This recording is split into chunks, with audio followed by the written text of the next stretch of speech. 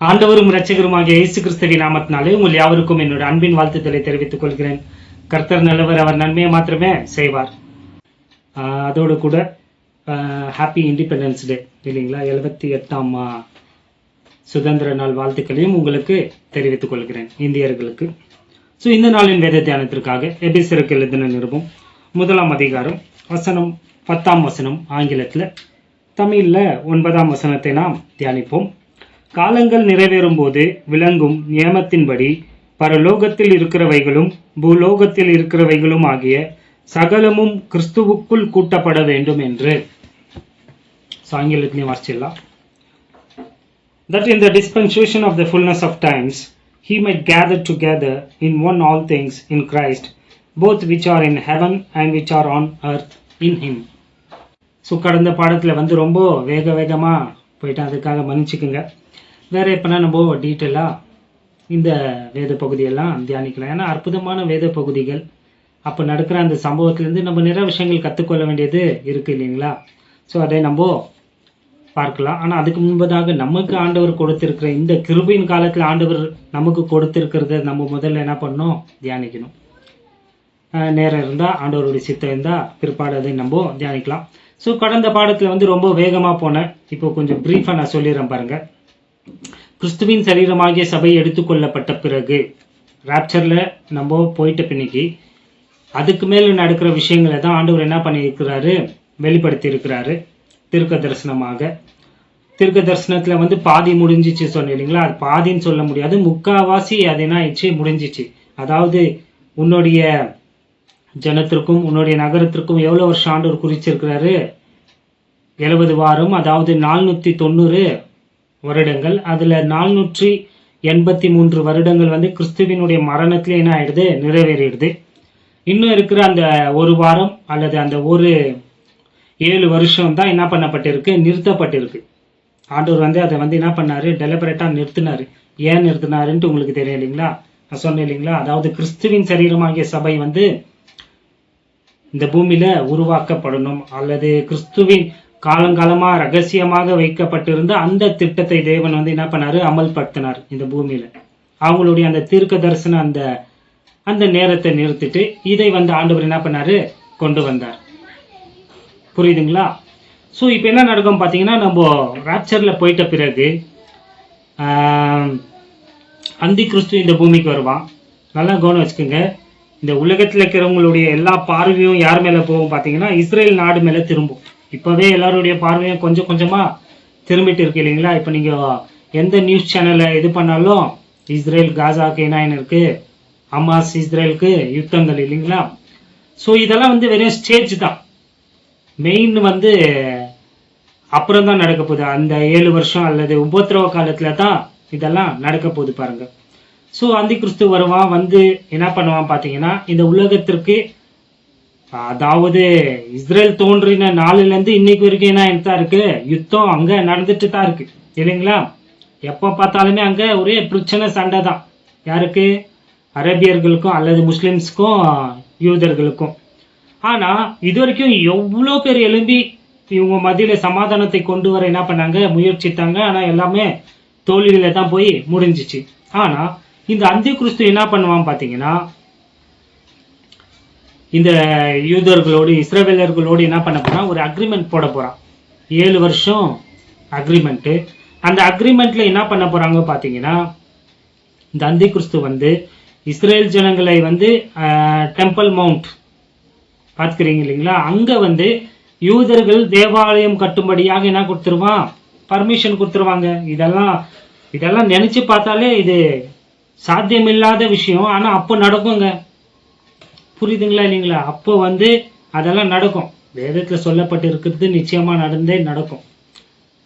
அதற்காக இஸ்ரவேலர் நிறைய நிலப்பரப்பை யாருக்கு கொடுக்க வேண்டியதா இருக்கும், பாலஸ்தீனியர்களுக்கு கொடுக்க வேண்டியதா இருக்கும். ஸோ அக்ரிமெண்ட் போட்டு கரெக்டாக தான் போயிட்டு இருக்குங்க. ஆனா இந்த அக்ரிமெண்ட்ல 3 வருஷம் கழிஞ்ச பிறகு பாதி வாரம் சென்ற போது, நம்ம தானியேல் தீர்க்கதரிசியை பார்த்தோம் இல்லைங்களா, 9ஆம் அதிகாரம் 24-27 பாதி வருஷம் அல்லது பாதி வாரம் அல்லது 3 வருஷம் முடிந்த போது என்ன ஆகும் பார்த்தீங்கன்னா, இந்த அந்தி கிறிஸ்து அந்த தேவாலயத்துல வந்து பலி கொடுக்கறதையும் காணிக்கையும் எல்லாத்தையும் என்ன பண்ணிடுவான், நிறுத்திட்டு அந்த இடத்துல வந்து பாலாக்கும் அருவருப்பை வந்து அவன் என்ன பண்ணுவான், செய்வான். பாருங்க, இயேசு கிறிஸ்து மத்தேயு 24 சொன்னார் இல்லையா, அதை அவன் செய்வான். அவன் தான் கடவுள்ன்ட்டு என்ன பண்ணுவான், அங்கத்துல இருந்து தேவாலயத்துல இருந்து இயேசு ஆண்டவராகிய கர்த்தர் அந்த இடத்துல இருந்துட்டு தான் சொன்னாரு, நானே கர்த்தர்ன்ட்டு. அங்கதான் அவர் வந்து என்ன பண்ணாரு, அவருடைய ஷெக்கினா, இது பழைய ஏற்பாடுல எல்லாம் நீங்க வாசிச்சு பாத்தீங்கன்னா உங்களுக்கு புரியும். சாலமோன் தேவாலயத்தை பிரதிஷ்டை பண்ணும்போது கூட அங்க சொல்லியிருப்பார் பாருங்க, உண்மையாகவே ஆண்டவர் இந்த அந்த ஆலயத்துல வந்தார் இல்லைங்களா, அதே இடத்துல இவன் உட்காந்துட்டு என்ன சொல்லுவான், நான் தான் கடவுள்ன்ட்டு சொல்லுவாங்க. இதை நீங்க பார்க்கிறப்போ யூதேயால இருக்கிறவங்க எல்லாம் எங்க ஓடணும், மலைகளுக்கு ஓடி போகணும். ஏன்னா அப்போதான் மகா கொடூரமான உபத்திரவம் துவங்க போது. அந்தி கிறிஸ்து என்ன பண்ண போறான், எல்லா யூதர்களையும் சாகடிக்க போறான். விளங்குதுங்களா இல்லைங்களா? ஸோ இதெல்லாம் வந்து நம்ம கடந்த பாடத்திலே பார்த்தோம். ஸோ இந்த உபத்திரவத்துல என்னென்ன நடக்கும்ட்டு எல்லாம் வந்து நான் சொல்லியிருக்கிறேன் இல்லைங்களா. 1,44,000 பேர் வந்து என்ன பண்ணுவாங்க, சுவிசேஷத்தை, ராஜ்யத்தின் சுவிசேஷத்தை எல்லாம் அறிவிப்பாங்க. எருசலேம்ல 2 சாட்சிகள் இந்த பூமிக்கு வந்து என்ன பண்ண போறாங்க, தீர்க்க தரிசனம் உரைக்க போறாங்க. 3.5 வருஷம் இந்த உபத்திரவ காலத்துல 3.5 வருஷம் வந்து அவங்க என்ன பண்ண போறாங்க, தீர்க்க தரிசனம் உரைத்து மனம் திரும்புங்கள் எல்லாம் சொல்ல போறாங்க. ஆனா அந்த சத்தியங்கள், அந்த preaching, repentance, அந்த மனம் திரும்புதலின் அந்த ராஜ்யத்தின் சுவிசேஷத்தை வந்து உலகத்தில் இருக்கிற எல்லோரும் என்ன பண்ணுவாங்க, புறக்கணிப்பாங்க. யூதர்கள் எல்லாம் ரட்சிக்கப்பட்டுருவாங்க. ஆனா புற மதத்தினர் எல்லாம் வந்து அதை ஏற்றுக்கொள்ள மாட்டாங்க. ஏன்னா உங்களுக்கே தெரியும், ஏன்னா இப்போ வந்து யாருக்குமே அவங்க செய்யற தப்பை வந்து எடுத்து சொன்னா அவங்களுக்கு பிடிக்கிறது இல்லை. அட்வைஸ் பண்ணாலே அவங்களுக்கு பிடிக்கிறது இல்லை இல்லைங்களா, நல்லதுக்கு சொன்னாலே பிடிக்கிறது இல்லை. எங்க உடம்பு நாங்க காட்டுவோம், எங்க உடம்பு நாங்க என்னென்ன பண்ணுவோம், இது எங்க இஷ்டம். பாக்குறீங்களா இல்லைங்களா, நடக்கிற ரியாலிட்டி அதுதாங்க. இன்னும் அந்த காலத்துல இன்னும் அது வந்து மோசமா இருக்கும். யாருமே வந்து நல்லது சொன்னா ஏத்துக்க மாட்டாங்க. யுத்தங்கள், சண்டை, அடி, புரியுதுங்களா இல்லைங்களா. அந்த காலகட்டத்துல போயிட்டு எப்படி நோவா வந்து 120 வருஷம் நீதியை குறித்து பிரசங்கித்தாரோ, அது போலவே அந்த ரெண்டு சாட்சிகளும் என்ன பண்ணுவாங்க, நீதியை குறித்து போதிப்பாங்க, மனம் திரும்புதலை குறித்து போதிப்பாங்க. விளங்குதுங்களா இல்லைங்களா. இந்த ராஜ்யத்தின் சுவிசேஷத்தை அவங்க போதிப்பாங்க. ஆனா இந்த உலகத்துல இருக்கிற எல்லோருக்குமே அவங்க மேல வெறுப்பு உண்டாகும். உலகத்துல இருக்கிறவங்களுக்கெல்லாம் எப்படி தெரியும், அவங்க எருசலேம்ல இருக்கிறத பாத்தீங்கன்னா மீடியா சுவிசேஷம் இந்த விஷயங்கள் எல்லாம் சொல்லப்பட்டு எவ்வளவு வருஷம் ஆயிருக்கு, 2000 வருஷங்களுக்கு முன்பதாக சொல்லப்பட்டதுங்க. நான் சொல்லுங்கிறது வெளிப்படுத்துதல் 11 எழுதியிருக்கு. வேணும்னா நீங்க பாருங்க. உலகமெங்கிலும் வந்து அவங்கள வந்து என்ன பண்ணுவாங்களாம், வெறுப்பாங்களாங்க. எப்படி நடக்கும் அது சாத்தியம்? அப்போ யாரெல்லாம் சொல்லியிருந்தா முட்டாளின்னு நினைப்பாங்க. இப்போ புரியுதுங்களா. மீடியா ஃபிளாஷ் நியூஸ் எப்போ நீங்க ஆன் பண்ணாலும் இஸ்ரேல் எல்லாமே தீர்க்க தரிசன நிறைவேறுதல்ங்க. நீங்க பாத்தீங்கன்னா அந்த 3 வருஷம் முடிகிற அப்போ என்ன ஆகும் பாத்தீங்கன்னா, அவங்க 2 பேரையும் சாகடிச்சிருவாங்க. தீர்க்கதரிசிகள் அந்த 2 சாட்சிகளையும் என்ன பண்ணிடுவாங்க, சாகடிச்சிருவாங்க. அவங்க செத்து எருசலேம் தெருவில் இருப்பாங்க. அதை இந்த உலகமே கொண்டாட போதுங்க. உங்களுக்கு தெரியுங்களா, உலகம் எப்படி கொண்டாடும்? திருப்பி மீடியா, உலகத்துல இருக்கிற எல்லோருமே அந்த நியூஸை படிச்சு என்ன பண்ண போறாங்க, கொண்டாடுறது மட்டும் கிடையாம ஒருவரோடு ஒருவர் என்ன பண்ண போறாங்களா, பரிசுகளை வந்து பரிமாறிக்கொள்ள போறாங்கன்ட்டு எழுதப்பட்டிருக்கு பாருங்க. சந்தேகம் இருந்தா நீங்க வெளிப்படுத்துதல் விசேஷம் 11ஆம் அதிகாரம் வசனம் 3-4 நீங்க வாசிச்சு பாருங்க. கரெக்ட் எழுதியிருக்கு பாருங்க. ப்ரூஃப்கா இப்ப நேரம் இல்லை, நான் பிரீஃபா சொல்லணும் போயிருக்கிறேன். ஆனா டிஸ்கிரிப்ஷன் பாக்ஸ்ல எல்லா வசனத்தையும், போன முறை கூட நான் கவர் பண்ண எல்லா வசனத்தையும் உங்களுக்கு கொடுக்குறேன். நீங்க படிச்சு பாருங்க. அவங்க 2 பேர் செத்து இருப்பாங்க. 3 நாள் அவங்களுடைய பாடி வந்து எங்க தான் இருக்கும், தெருவிலே தாங்க இருக்க போது. அதை யாரும் எடுத்து என்ன பண்றது கிடையாது, பொதிக்க மாட்டாங்க. எல்லோருமே அதை கேலி கிண்டல் அடிச்சு கொண்டு, என்னப்பா கடவுளை பத்தி பேசினாங்க, உயிர் தெளிதல் அது இதெல்லாம் பேசினாங்க, இவங்க செத்து போய் கிடக்குறான்ட்டு உலகமே அவங்களுடைய மரணத்துல என்ன பண்ணும், சந்தோஷப்படும். ஒருவர் என்ன பண்ணி கொள்ளுவாங்களா, கிஃப்ட் பரிசுகளை வந்து என்ன பண்ணி கொள்வாங்க, பரிமாறி கொள்வாங்கன்னு எழுதப்பட்டிருக்கு பாருங்க. வெளிப்படுத்தின விசேஷம் 11ஆம் அதிகாரம். புரியுதுங்களா இல்லைங்களா? ஸோ இந்த காலகட்டத்தில் என்ன நடக்க போகுது பார்த்தீங்கன்னா, அர்மெகதான் யுத்தம் ஒன்று நடக்க போகுதுங்க. அந்த யுத்தத்தை பற்றி நான் சொல்லவே இல்லை, ஏன்னா அது ரொம்ப இம்பார்ட்டன்ட் டாபிக். அது மாத்திரம் கிடையாது, அதை டீட்டெயிலாக நம்ம என்ன பண்ணணும், தியானிக்கணும். ஏன் பார்த்தீங்கன்னா அதில் அக்யூரேட்டாக எல்லாமே அக்யூரேட் தாங்க. வேதனாலே கர்த்தருடைய வார்த்தை அது பர்ஃபெக்டாக இருக்கும். உங்களுக்கு சொல்கிறேன், நீங்கள் முதல் முறை கேட்குறீங்கன்னா உங்களுக்கு சொல்கிறேன், எசேக்கியேல் 38ஆம் அதிகாரத்திலையும் வெளிப்படுத்தின விசேஷம் 19ஆம் அதிகாரத்தையும் நீங்கள் ரெண்டும் வாசித்து பார்த்தீங்கன்னா அந்த யுத்தத்தை குறித்து அங்கே டீட்டெயிலாக எழுதப்பட்டிருக்குங்க. எந்த நாடு, எங்கத்துலேருந்து ஜனங்க வருவாங்க, எங்கத்துலேருந்து இவ்வளோ திரளான ஆர்மிகள் எங்கத்துலேருந்து வருவாங்கன்னு எழுதப்பட்டிருக்கு. ஐரோப்பா நாட்டில் ஜெர்மனியோடைய லீடர்ஷிப்பில் தான் இந்த யுத்தம் என்ன ஆகும், துவங்குங்க. யூரோப் இல்லைங்குதுங்களா இல்லைங்களா? அந்த அதிகாரத்தை வீட்டில் போய் நீங்கள் வாசிங்க 38ஆம் அதிகாரம் எசேக்கியேல், வெளிப்படுத்தின விசேஷம் 19ஆம் அதிகாரத்தில் நீங்கள் வாசிச்சிங்கன்னா திரள் கோடி ஆர்மிஸுங்க எல்லாம் சேர்ந்து இஸ்ரேலுக்கு விரோதமாக அல்லது கிறிஸ்துவுக்கு விரோதமாக என்ன பண்ண போகிறாங்க, யுத்தத்திற்கு தயாராக போகிறாங்கங்க. யுத்தத்திற்கு ஆயத்தமாக இருந்து ஆண்டவருடைய சேனையோடு என்ன பண்ண போகிறாங்க, யுத்தம் பண்ண போகிறாங்கங்க. புரியுதுங்களா? அது எந்த நாட்டிலேருந்து வரும், எந்தெந்த நாடெல்லாம் அதில் பங்கு பெறுவாங்கன்ட்டு அங்கே எழுதப்பட்டிருக்கு பாருங்க. பெர்ஷியா, யூரோப், ஐரோப்பாவுக்கு தான் பார்க்காதீங்க, இப்போ பேர் மாற்றப்பட்டு இருக்கு இல்லைங்களா? அப்போ அது வேற பேர். ஸோ ஃபுல் டீட்டெயிலாக இருக்கும் அந்த யுத்தத்தை பற்றி, நீங்கள் வாசிங்க. ஆனால் அந்த யுத்தத்தில் ஜெயிக்க போகிறது யாருன்னு பார்த்தீங்கன்னா ஆண்டவராக இயேசு கிறிஸ்து அவருடைய சேவையம் தான் என்ன பண்ண போகுது, ஜெயிக்க போகுதுங்க. ஏன் பார்த்தீங்கன்னா பாருங்க, நான் இதுக்கு போன முறையை சொன்னேன் இல்லைங்களா, இந்த யுத்தத்தில் ஆண்டவர் என்ன பண்ண போறாரு பார்த்தீங்கன்னா, மிருகத்தையும் கள்ள தீர்க்கதரிசியும் பிடித்து என்ன பண்ணுவாரு, அக்னி கடல்ல போட்டுருவாரு. இவனுக்கு 2 பேர் சேர்ந்து தான் என்ன பண்ணானுங்க, இந்த ஊரையே ஏமாத்தினானுங்க. எல்லாரையும் என்ன பண்ண ஆரம்பிச்சானுங்க, எல்லோருமே அந்த முத்திரையை, அந்த கிறிஸ்துவின் முத்திரையை ஏற்றுக்கொள்ளும்படியாக செயல்பட்டவங்க யார் தான், இவங்க 2 பேர் தான், மிருகமும் கள்ள தீர்க்கதரிசியும். அதனால இவங்க 2 பேரையும் ஆண்டவர் என்ன பண்ணிடுவாரு, தூக்கி அக்கினி கடலில போட்டுருவாரு. ஆனா சாத்தானையும் அவனுடைய சேனையெல்லாம் ஜெயிக்க ஆண்டவர் யாரு தெரியுமா பயன்படுத்துவாரு, அவருடைய சேனையனா இன்னைக்கு நிறைய இந்த ஏஞ்சல் டிவி இதெல்லாம் நீங்க பாத்தீங்கன்னா நம்ம சாதுஜி எல்லாம் என்ன பண்ணுகிறாரு, யுத்தத்திற்காக பிள்ளைகளை என்ன பண்ணிருக்கிறாரு, ஆயத்தம் பண்ணின்னு இருக்கிறாரு. நம்ம என்ன பண்ண போறோம், இந்த உபத்திரவ காலத்துல யுத்தம் பண்ண போறோம். இப்பயும் நீங்க இன்னும் ட்ரைனிங் கொஞ்சம் கூட நான் தான் சொல்லியிருக்கிறேன் இல்லையா, அவங்களுக்கு சத்தியம் தெரியாது. அந்த காலத்துல கிறிஸ்துவின் சரீரமாகிய சபையே இருக்க போறது கிடையாது. சரி, அதை விட்டுலாம். பாருங்க, சாத்தானுடைய வீழ்ச்சியை பத்தி சொல்றேன் பாருங்க.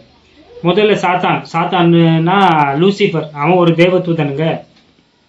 சாத்தானா மாறுறதுக்கு முன்னாடி அவன் யாரா இருந்தா ஒரு தேவதூதன். அவனை ஆண்டவர் தான் படைத்தார். அவன் ரொம்ப அழகுள்ளவன்.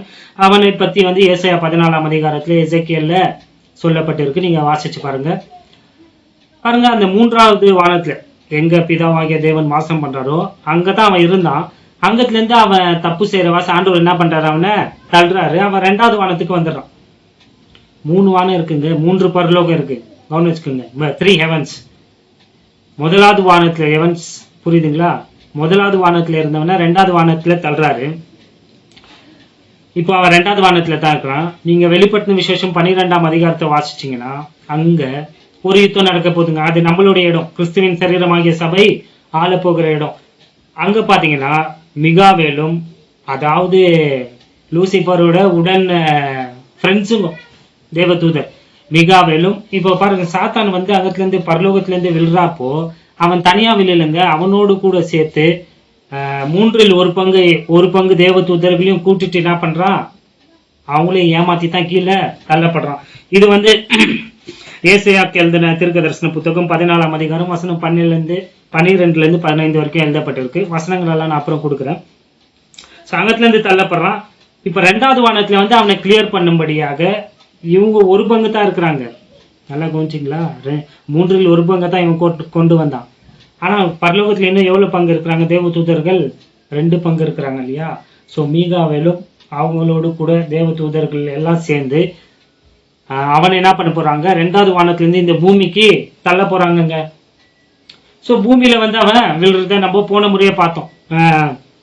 வெளிப்படுத்தின விசேஷம் 20ஆம் அதிகாரத்தில் 1லேருந்து 3லேருந்து நீங்கள் வாசிச்சிங்கன்னா ஆண்டவர் என்ன பண்ணுறாரு? அவனை தூக்கி எங்கே போட்டுறாரு?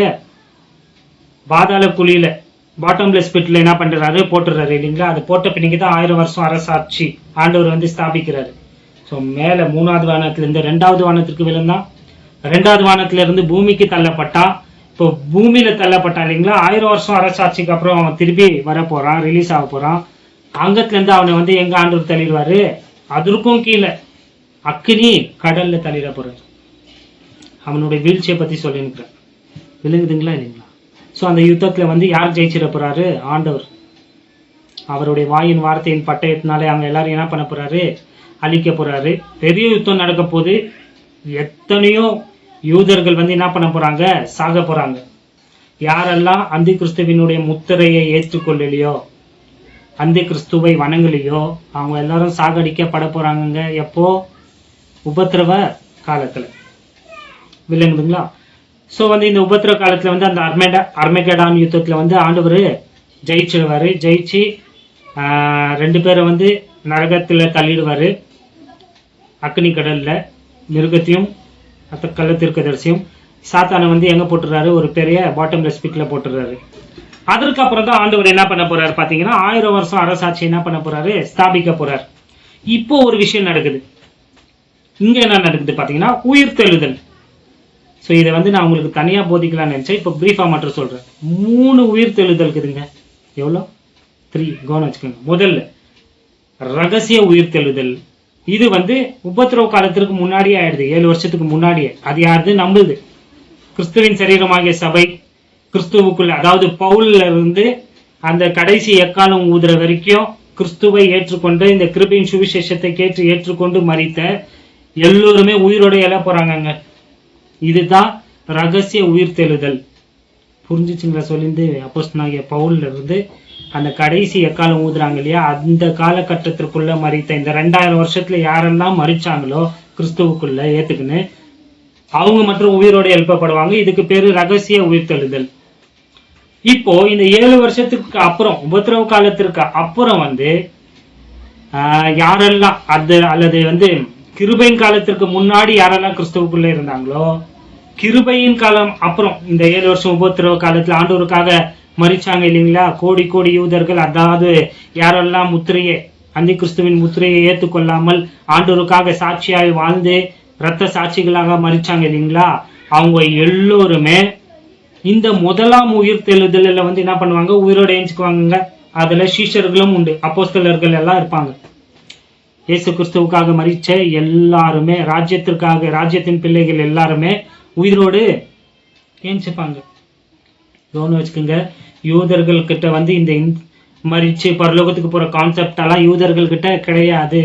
யூதர்களுக்கு எல்லாமே எங்கத்தான்? இந்த பூமியில தான். கவனம் வச்சுக்கோங்க. ஈவன் பரலோகமே அவங்களுக்கு இந்த பூமியில தான் வரப்போகுது. அது 22ஆம் அதிகாரத்துல நம்ம பார்ப்போம். 21ஆம் அதிகாரத்துல வெளிப்படுத்தின விசேஷத்துல. விளங்குதுங்களா இல்லைங்களா? கவனம் வச்சுக்கோங்க. இந்த முதலாவது உயிர்த்தெழுதல்ல யாரெல்லாம் ஏஞ்சுக்க போறாங்க? கிருபையின் காலத்திற்கு முன்னாடி ஆண்டவருக்காக மரிச்சவங்களும், பழைய ஏற்பாடு பரிசுத்தவான்களும், உபத்திரவ காலத்துல மரிச்ச இரத்த சாட்சிகள் எல்லோருமே ஏஞ்சுக்க போறாங்கங்க. யோபு அதுக்கு தான் சொன்னாரு, என் மீட்பர் உயிரோடு இருக்கிறார், கடைசி நாளில அவர் இந்த பூமியில என்ன பண்ண போறார்? கால் வைப்பார், அதை நான் என்ன பண்ணுவேன்? பாப்பன்னு சொன்னாரு. யோபு வந்து நான் பரலோகத்துக்கு போக போறேன், அவரை பார்க்க போறேன்னு சொல்ல. கடைசி யோபுக்கு தெரியும் பாருங்க. விளங்குதுங்களா இல்லைங்களா? 3000 வருஷத்துக்கு முன்னாதாகவே அவர் சொல்லிட்டாரு, என் மீட்பர் உயிரோடு இருக்கிறார், அவர் கடைசி நாள் இந்த பூமியில நிற்பார், அதை என்னுடைய சொந்த கண்கள் காணும். அந்த ராஜ்யம் தாங்க. சோ அதற்கு அந்த ராஜ்யத்திற்குள்ள போகதான் உயிரோட எல்லாரும் எழுப்பப்படுறாங்க. இயேசு கிறிஸ்து சொன்னாரா, இந்த காலத்துல தேவனுடைய ராஜ்யத்திற்காக இழந்தவங்க வந்து 100% அந்த பரலோக ராஜ்யத்துல என்ன பண்ண போறாங்க? அந்த ராஜ்யம் தாங்க இது. சோ முதலாவது உயிர் தெழுதல் வந்து என்ன ஆகும்? சம்பவிக்க போகுது. உயிரோடு எழுந்து எல்லாரும், உயிரோடு எழுந்தவங்க மாத்திரம் கிடையாது, அந்த 1/3 உயிரோட இருக்கிறாங்க இல்லையா, யூதேயால இருந்தவங்க இஸ்ரேல்ல வந்து உயிருக்கு பயந்து மலைகளில் ஒளிஞ்சுக்கிட்டு இருந்தாங்க இல்லைங்களா, ஆண்டவர் அவங்களை அற்புத விதமாக அதிசய வண்ணமாக அவங்களை என்ன பண்ணாரு, காப்பாற்றினாரு. அவங்க அழிஞ்சு போகாத ஸ்மால் ரெமனன்ட். எல்லா காலத்திலயும் வந்து யூதர்களை வந்து ஆண்டவர் என்ன பண்ணிட்டு தான் வந்துட்டு இருக்கிறாரு, ஒரு சிறு கூட்டமாக பாதுகாத்து தான் வந்துட்டு இருக்கிறாரு. ஆண்டவர் கண்டி அவங்கள பாதுகாக்காம இருந்திருந்தா எப்பயோ யூதர்கள் அழிஞ்சு போயிட்டு இருப்பாங்க இல்லைங்களா. ஹிட்லர் இன்னும் எத்தனையோ பேர் அவங்கள வேதாகம காலத்துல இருந்தே, ஆமான் அந்த காலத்துல இருந்தே பாருங்க அவங்களை எப்படின்னா பாரோன் எல்லாருமே அழிச்சணும்னு பார்த்தாங்க. ஆனா ஆண்டவர் அவருடைய நாம மகிமைக்காக அவருடைய வாக்கு தத்துவத்திற்காக அவங்களை என்ன பண்ணி வச்சுட்டு இருக்கிறாரு, பாதுகாத்து தான் இருக்கிறாரு. ஸோ அந்த காலத்துலயும் அவர் பாதுகாத்தாரு இல்லைங்களா. அந்த 7 உபத்திர வருஷத்துல அவங்கள வந்து இந்த 1000 வருஷம் அரசாட்சியில என்ன பண்ணுவாங்க, நுழைவாங்க. ஸோ இந்த 1000 வருஷம் அரசாட்சியில வந்து அற்புதமான, அது இன்னும் நான் சொன்ன வசனங்களை விட்டு இன்னும் அடுத்த வசனங்களெல்லாம் வாசிக்கிறப்ப இன்னும் நீங்க வாசிச்சு பாருங்க, ரொம்ப அற்புதமா இருக்குங்க. அந்த 1000 வருஷம் பீரியடு பியூர் வெஜிடேரியன் சொன்னேன் இல்லைங்களா, மிருகங்கள் எல்லாத்துக்கும் என்ன கிடைக்கும், விடுதலை கிடைச்சிடும். யாருமே நான்வெஜ் சாப்பிடவே மாட்டாங்க, எந்த மிருகமும் கொல்லப்பட மாட்டாது. ஸோ அந்த 1000 வருஷம் அரசாட்சியில வந்து எல்லாம் வனாந்திரங்கள் எல்லாம் என்ன ஆகும், செழிக்க துவங்கும். இதெல்லாம் பாக்குற வாச அப்போ வந்து ஏதேன் தோட்டத்தை போல திரும்புற வாச சாபம் இருக்காது கிடையாது. சாபம் இன்னமும் அங்க இருக்கத்தான் போகுது. சொன்னா இல்லைங்களா, சக்கரையா புத்தகத்துல நம்ம வாசிச்சு இல்லைங்களா.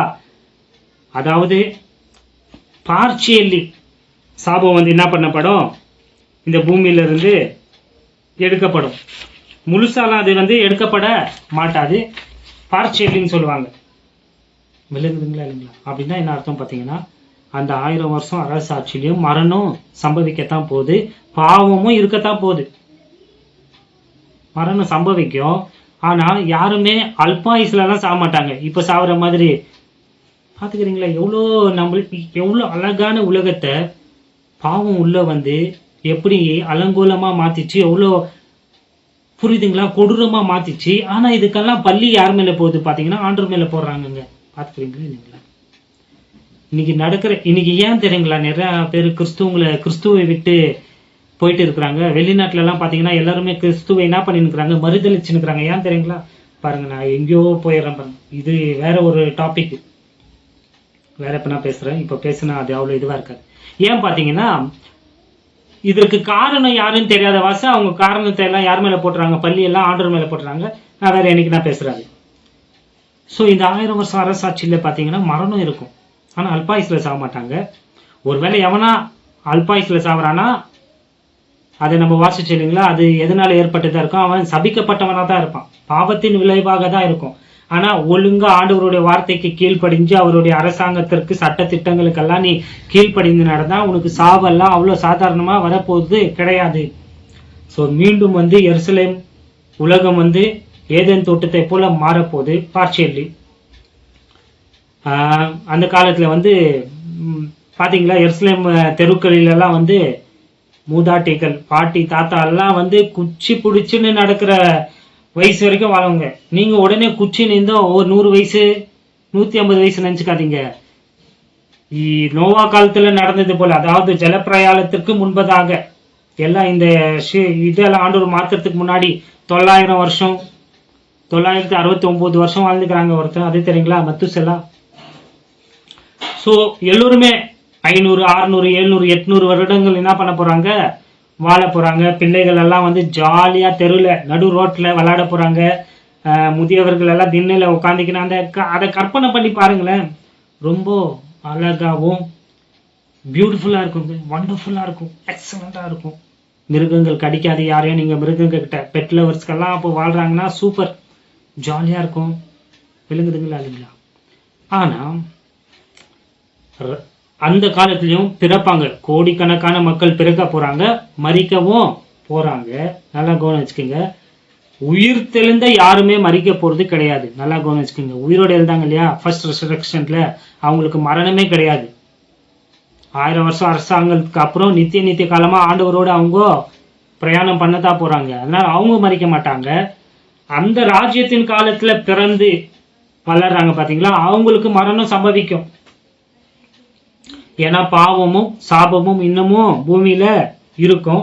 ஆனா அவங்க தேவனுக்கு பயந்து கீழ்ப்படுகிற வாசை கவனம் வச்சுக்கிறீங்களா? பயந்து ரட்சிக்கப்பட்டவங்க எல்லாம் மனப்பூர்வமா கீழ்ப்படிவாங்க, ஆண்டவரை சேவிப்பாங்க, தொழுது கொள்வாங்க. ஆனா ரட்சிக்கப்படாதவங்க நிறைய கோடிக்கணக்கில் இருப்பாங்க உலகம் முழுவதும். அவங்களுக்கு தான் நற்செய்திகளை சொல்ல அப்ப கூட நடக்கும் ஊழியம். ஜக்கரியா நம்ம பார்த்தோம் இல்லைங்களா? 8ஆம் அதிகாரத்துல ஒரு யூதனுடைய அந்த துணிக்கை ஓரத்தை பிடிச்சிட்டு என்ன பண்ணுவாங்க, 10 மொழி பேசுறவங்க போவாங்கன்னா கவனம் வச்சுக்கோங்க. அப்பயும் இவாஞ்சலிசம் இருக்கத்தான் போகுது.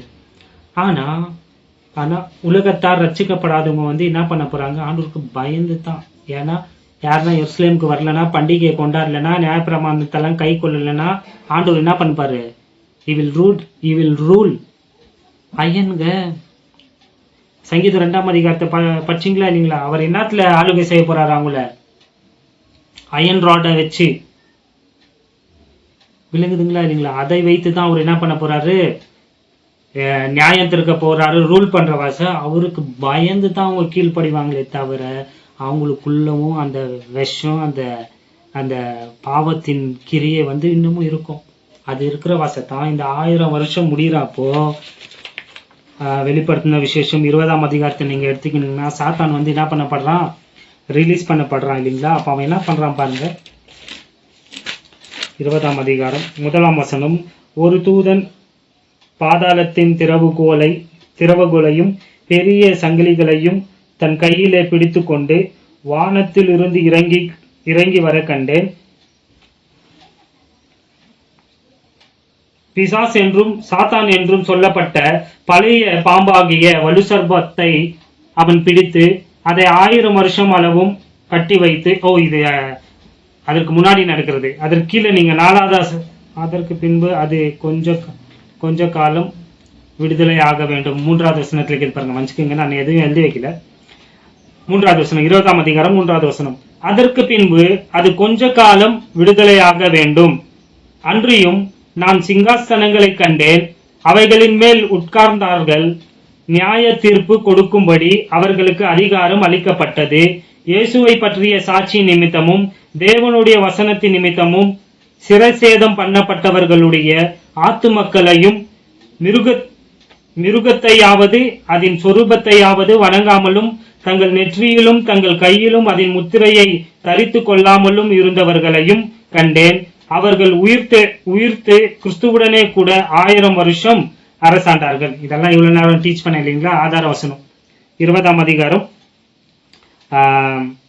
வசனம் 1 4 வசனம் வரைக்கும் வாசிச்சிருக்கிறோம். அதுக்கு கீழே நீங்க வாசிச்சீங்கன்னா 7வது வசனம். அந்த 1000 வருஷம் முடிந்த போது, இது இருக்கு பாருங்க 7வது வசனம். அந்த 1000 வருஷம் முடியும் போது சாத்தான் தன் காவலில் இருந்து விடுதலையாகி பூமியின் 4 திசைகளிலும் உள்ள ஜாதிகள் ஆகிய கோகையும் மாகோகையும் மோசம் போக்கும்படிக்கும் அவர்களை யுத்தத்திற்கு கூட்டிக் கொள்ளும்படிக்கும் புறப்படுவான். அவர்களுடைய தொகை கடற்கரை மணலத்தனையாயிருக்கும். பாத்தீங்களா? 1000 வருஷத்துக்கு அப்புறம் ரிலீஸ் பண்ணப்பட்டோம். அவன் என்ன பண்றான்?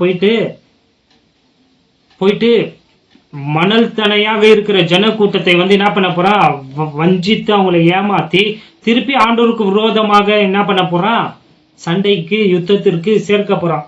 அப்போ ஜனங்கள் எல்லாம் சாத்தானுக்கு என்ன பண்ண போறாங்க? திருப்பி கீழ்ப்படிய போறாங்க. அவனுடைய வஞ்சகத்திற்கு ஆளாக போறாங்க, ஏமாந்து போக போறாங்க. எப்படிங்க ஏமாற முடியும்? 1000 வருஷம் அரசாட்சியை பார்த்து இவ்வளோ சமாதானமா சந்தோஷமா இருந்து கண்கூடாக பார்த்தவங்களே எப்படிங்க ஏமாந்து போறாங்க? ஏன் பாத்தீங்கன்னா பாவம் அவங்களுக்குள்ளயும் இருக்கு. அவன் என்ன ஏமாத்த போறான்னு தெரியல. கெஸ்ஸிங் வேணும்னா பண்ணலாம். ஏன்னா இந்த 1000 வருஷம் அரசாட்சியில வந்து இஷ்டப்படியெல்லாம் வாழ முடியாது இல்லைங்களா? புரியுதுங்களா இல்லைங்களா? அவன் போய் ஏமாத்துவான். என்னப்பா நீங்க இவருக்கு போயிட்டு இதைதான் அவன் ஃபர்ஸ்ட்ல இருந்தே செஞ்சான், திருப்பி அதை தான் செய்ய போறான். இவருக்கு போய் கீழ்ப்படிஞ்சுன்னு இருக்கிறீங்க பாருங்க. இதை செய்யக்கூடாதுன்றாரு, அதை செய்யக்கூடாதுன்றாரு. மாம்சத்தின் இச்சைகளை வந்து அவன் என்ன பண்ணுவான்? தூண்டுவான். இச்சையா பார்க்க கூடாதுன்றாரு, நோ செக்ஸ்ன்றாரு, நோ வயலன்ஸ்ன்றாரு, எதையும் அனுபவிக்க கூடாதுன்றாரு, நியாயமா வாழணும்னு சொல்றாரு. இப்படி பல விஷயங்களை வந்து என்ன பண்ண போறான்? அவங்கள பிரெயின் வாஷ் பண்ணி, நீ எப்படி ஆண்டவராக இயேசு கிறிஸ்துக்கும் மத்தேயு 4ஆம் அதிகாரத்துல கண்களின் இச்சை, மாம்ச இச்சை, ஜீவனத்தின் பெருமையை காட்டி ஏமாத்த முயற்சித்தானோ, எப்படி ஏதேன் தோட்டத்துல ஆதாமும் ஏவாளையும் ஏமாத்தினானோ, அது போலவே ஏமாத்த போறாங்க. உங்களுடைய மாம்ச இச்சையை வந்து நீங்க வந்து பூர்த்தி செய்யும்படியாக, புரியுதுங்களா? உங்களுடைய கண்களின் இச்சையை நீங்க அனுபவிக்கும்படியாக நீங்க என்ன ஏற்றுக்கொண்டீங்கன்னா, நீங்க என்ன ராஜாவா மாத்தினீங்களா? இப்ப நடக்குது இல்லையா? அதே தான், சேம் மெத்தட் அங்கத்துல இருந்து தான் வந்தது. வாங்க நம்ம எல்லாம் சண்டை போட்டு அவரை என்ன பண்ணிடலாம், க்ளோஸ் பண்ணிடலாம். அதுக்கு தான் பரலோகத்துல இருந்து ஆண்டவர் நகைப்பார். ஸோ அந்த ஐடியா போட்டு இப்படியெல்லாம் நீங்க எனக்கு சப்போர்ட் பண்ணி நம்ம அவரை சாவடிச்சிட்டோம்னா நானும் ராஜாவா இருக்க போறேன். அப்ப நீங்க வந்து என்னன்னா செஞ்சுக்கலாம், இஷ்டப்படி வாழலாம், யாருன்னா என்னன்னா பண்ணலாம், நீங்க என்னன்னா ஆல் கிராண்டட் இல்லைங்களா? இன்னைக்கு சபையில கூட இந்த பேயின் ஆவி வந்து கிரியை செய்திருக்கு. நீங்க என்னன்னா பண்ணலாம், கர்த்தர் மன்னிச்சிடுவார். தப்பு மன்னிப்பார் என்பது உண்மை. கிருபையின் காலத்துல நீ என்ன வேணும்னாலாம் பண்ண முடியாது. ஏன்னா உன்னுடைய சரீரம் கர்த்தருடைய ஆலயமா இருக்கிறது, பரிசுத்த ஆவியானவர் வாசம் பண்ணும் தேவாலயமா இருக்குது. வேதத்தை சரியா தெரியலன்னா இப்படிதான் ஏமாத்துக்கான், வஞ்சிப்பாங்க. நீங்களும் வந்து வஞ்சிக்கப்பட்டு போயிடுவீங்க. ஸோ திருப்பி வரான். திருப்பி அவன் அந்த ஆண்டவர் என்ன பண்றாரு, அர்மேக்கதான் யுத்தம் ஆகிலும் ஒரு நாள் ஆச்சு. இந்த யுத்தம் வந்து சும்மா அவருடைய வாயின் வார்த்தையில இருந்து நெருப்பு வந்து இவங்களை எல்லாரும் என்ன பண்ணிடும், அழிச்சிடும். சாத்தானை வந்து என்ன பண்ணிடுவார், புடிச்சு எங்க மிருகமும் கள்ளத்தீர்க்கதரிசியும் இருக்கிறாங்களோ அங்கே என்ன பண்ணிடுவாரு, போட்டுருவாரு. அதாவது அக்னி கடலில வந்து என்ன பண்ணிடுவாரு, போட்டுருவாரு. அங்க வந்து ஒரு காலமும் விடுதலை கிடையாது. அங்க காலம் காலம் காலமாக நிரந்தரமாக வந்து என்ன பண்ணும், அவஸ்தை படணும். இதுதான் வந்து என்ன பாத்தீங்கன்னா ராஜ்யத்தின் காலம், the dispensation of divine government or divine kingdom. இது வந்து அங்க நிறைவடையுது பாருங்க, நிறைவு ஆகும். இந்த காலம் வந்து அங்கதான் என்ன ஆகும், இந்த ராஜ்யத்தின் காலம் எங்க நிறைவாகும், அங்கதான் நிறைவாகும். அதற்கு அப்புறம் நடக்க போறதுதான் இங்க எபேசியர். அதுக்கப்புறம் நியாய எதிர்ப்பு, சாரி மன்னிச்சுக்கிங்க. அதற்கு அப்புறம் என்ன நடக்க போகுது, ரெண்டாவது உயிர் தெழுதல். மன்னிச்சுக்கோங்க, சாரி பண்ணிக்கிங்க. முதலாவது உயிர் தெழுதல்ல வந்து வெறும் யார் தான் இருந்தாங்க, கிறிஸ்துவுக்காக மரித்தவர்கள், இரத்த சாட்சிகளாய் மரித்தவர்கள், ராஜ்யத்தின் பிள்ளைகள், பழைய ஏற்பாடு பரிசுத்தவான்கள், இவங்க எல்லாம் ஏஞ்சாங்க இல்லைங்களா? இந்த ரெண்டாவது உயிர் தெழுதல் யாருக்கு பாத்தீங்கன்னா உலகத்துல இருக்கிற எல்லோருமே அங்க ஏஞ்சுக்கணும். ஆதாமில இருந்து கடைசியாய் பிறந்த மனுஷன் வரைக்கும் உயிரோடு எழுப்பப்பட்டு மறிச்சிருந்தா எங்க போனோம், நியாய தீர்ப்புக்கு போகணும். அந்த நியாய தீர்ப்பை குறித்து கடந்த பாடத்துல நம்ம டீட்டெயிலாவே பார்த்தோம் இல்லைங்களா? மத்திய 25ஆம் அதிகாரத்துல, அதாவது முதல்ல தேவன் வந்து இஸ்ரவேல் நாட்டை நியாயம் தீர்க்கிறார். அதற்கப்புறம் பாத்தீங்கன்னா முழு உலகத்தையும், ராஜ்யங்களை, நாடுகளை, நேஷன்ஸை வந்து என்ன பண்றாரு, நியாயம் தீர்க்கிறதை குறித்து நம்ம பார்த்தோம். அவன் செய்த கிரியைக்கு தக்கதாக தேவன் அவர்களுக்கு என்ன பண்ணாரு, நியாயம் தீர்த்தார் இல்லைங்களா? வாசிப்போம். 20ஆம் அதிகாரம், வெளிப்படுத்தின விசேஷம் 20ஆம் அதிகாரம் வசனம் 11 இருந்து வாசிக்கலாம். பின்பு நான் பெரிய வெள்ளை சிங்காசனத்தையும் அதன் மேல் வீற்றிருக்கிறவரையும் கண்டேன். அவருடைய சமூகத்தில் இருந்து பூமியும் வானமும் அகன்று போயின, அவைகளுக்கு இடம் காணப்படவில்லை. 12வது வசனம். மரித்தோராகிய சிறியோரையும் பெரியோரையும் தேவனுக்கு முன்பாக நிற்க கண்டேன். அப்பொழுது புஸ்தகங்கள் திறக்கப்பட்டன, ஜீவ புஸ்தகம் என்னும் வேறே ஒரு புஸ்தகமும் திறக்கப்பட்டது. அப்பொழுது அந்த புஸ்தகங்களில் எழுதப்பட்டவைகளின்படியே மரித்தோர் தங்கள் தங்கள் கிரியைகளுக்கு தக்கதாக நியாயம் தீர்க்கப்பட்டார்கள். கவனிச்சுக்கோங்க. 13வது வசனம். சமுத்திரம் தன்னில் உள்ள மரித்தோரை ஒப்புவித்தது, மரணமும் பாதாளமும் தங்களில் உள்ள மரித்தோரை ஒப்புவித்தன. யாவரும் தங்கள் தங்கள் கிரியைகளின்படியே நியாயம் தீர்ப்படைந்தார்கள். 14ஆம் வசனம். அப்பொழுது மரணமும் பாதாளமும் அக்கினி கடலிலே தள்ளப்பட்டன. இது இரண்டாம் மரணம். இரண்டாம் உயிர்த்தெழுதல் பார்த்துட்டோம். இப்ப இரண்டாம் மரணம். இது உயிரோட எஞ்சி நியாய தீர்ப்புல யாரெல்லாம் தப்பு குற்றவாளிகள் என்று காணப்படுறாங்களோ அவங்களெல்லாம் தூக்கி ஆண்டவர் இரண்டாவது மரணமாகிய அக்கினி கடல்ல என்ன பண்ணிடுவாரு, போட்டுருவார். 15வது வசனம், கடைசி வசனம். ஜீவ புஸ்தகத்திலே எழுதப்பட்டவனாக காணப்படாதவன் எவனோ அவன் அக்கினி கடலிலே தள்ளப்பட்டான். சாரி, புரிஞ்சுச்சிங்களா? இன்னொரு முறை மெதுவா வாசிங்க. 20ஆம் அதிகாரம் வசனம் 11 இருந்து 15 வரைக்கும் அந்த நியாய தீர்ப்புல என்ன சம்பவிக்க போகுதுன்ட்டு ரொம்ப டீட்டெயிலா இருக்கு.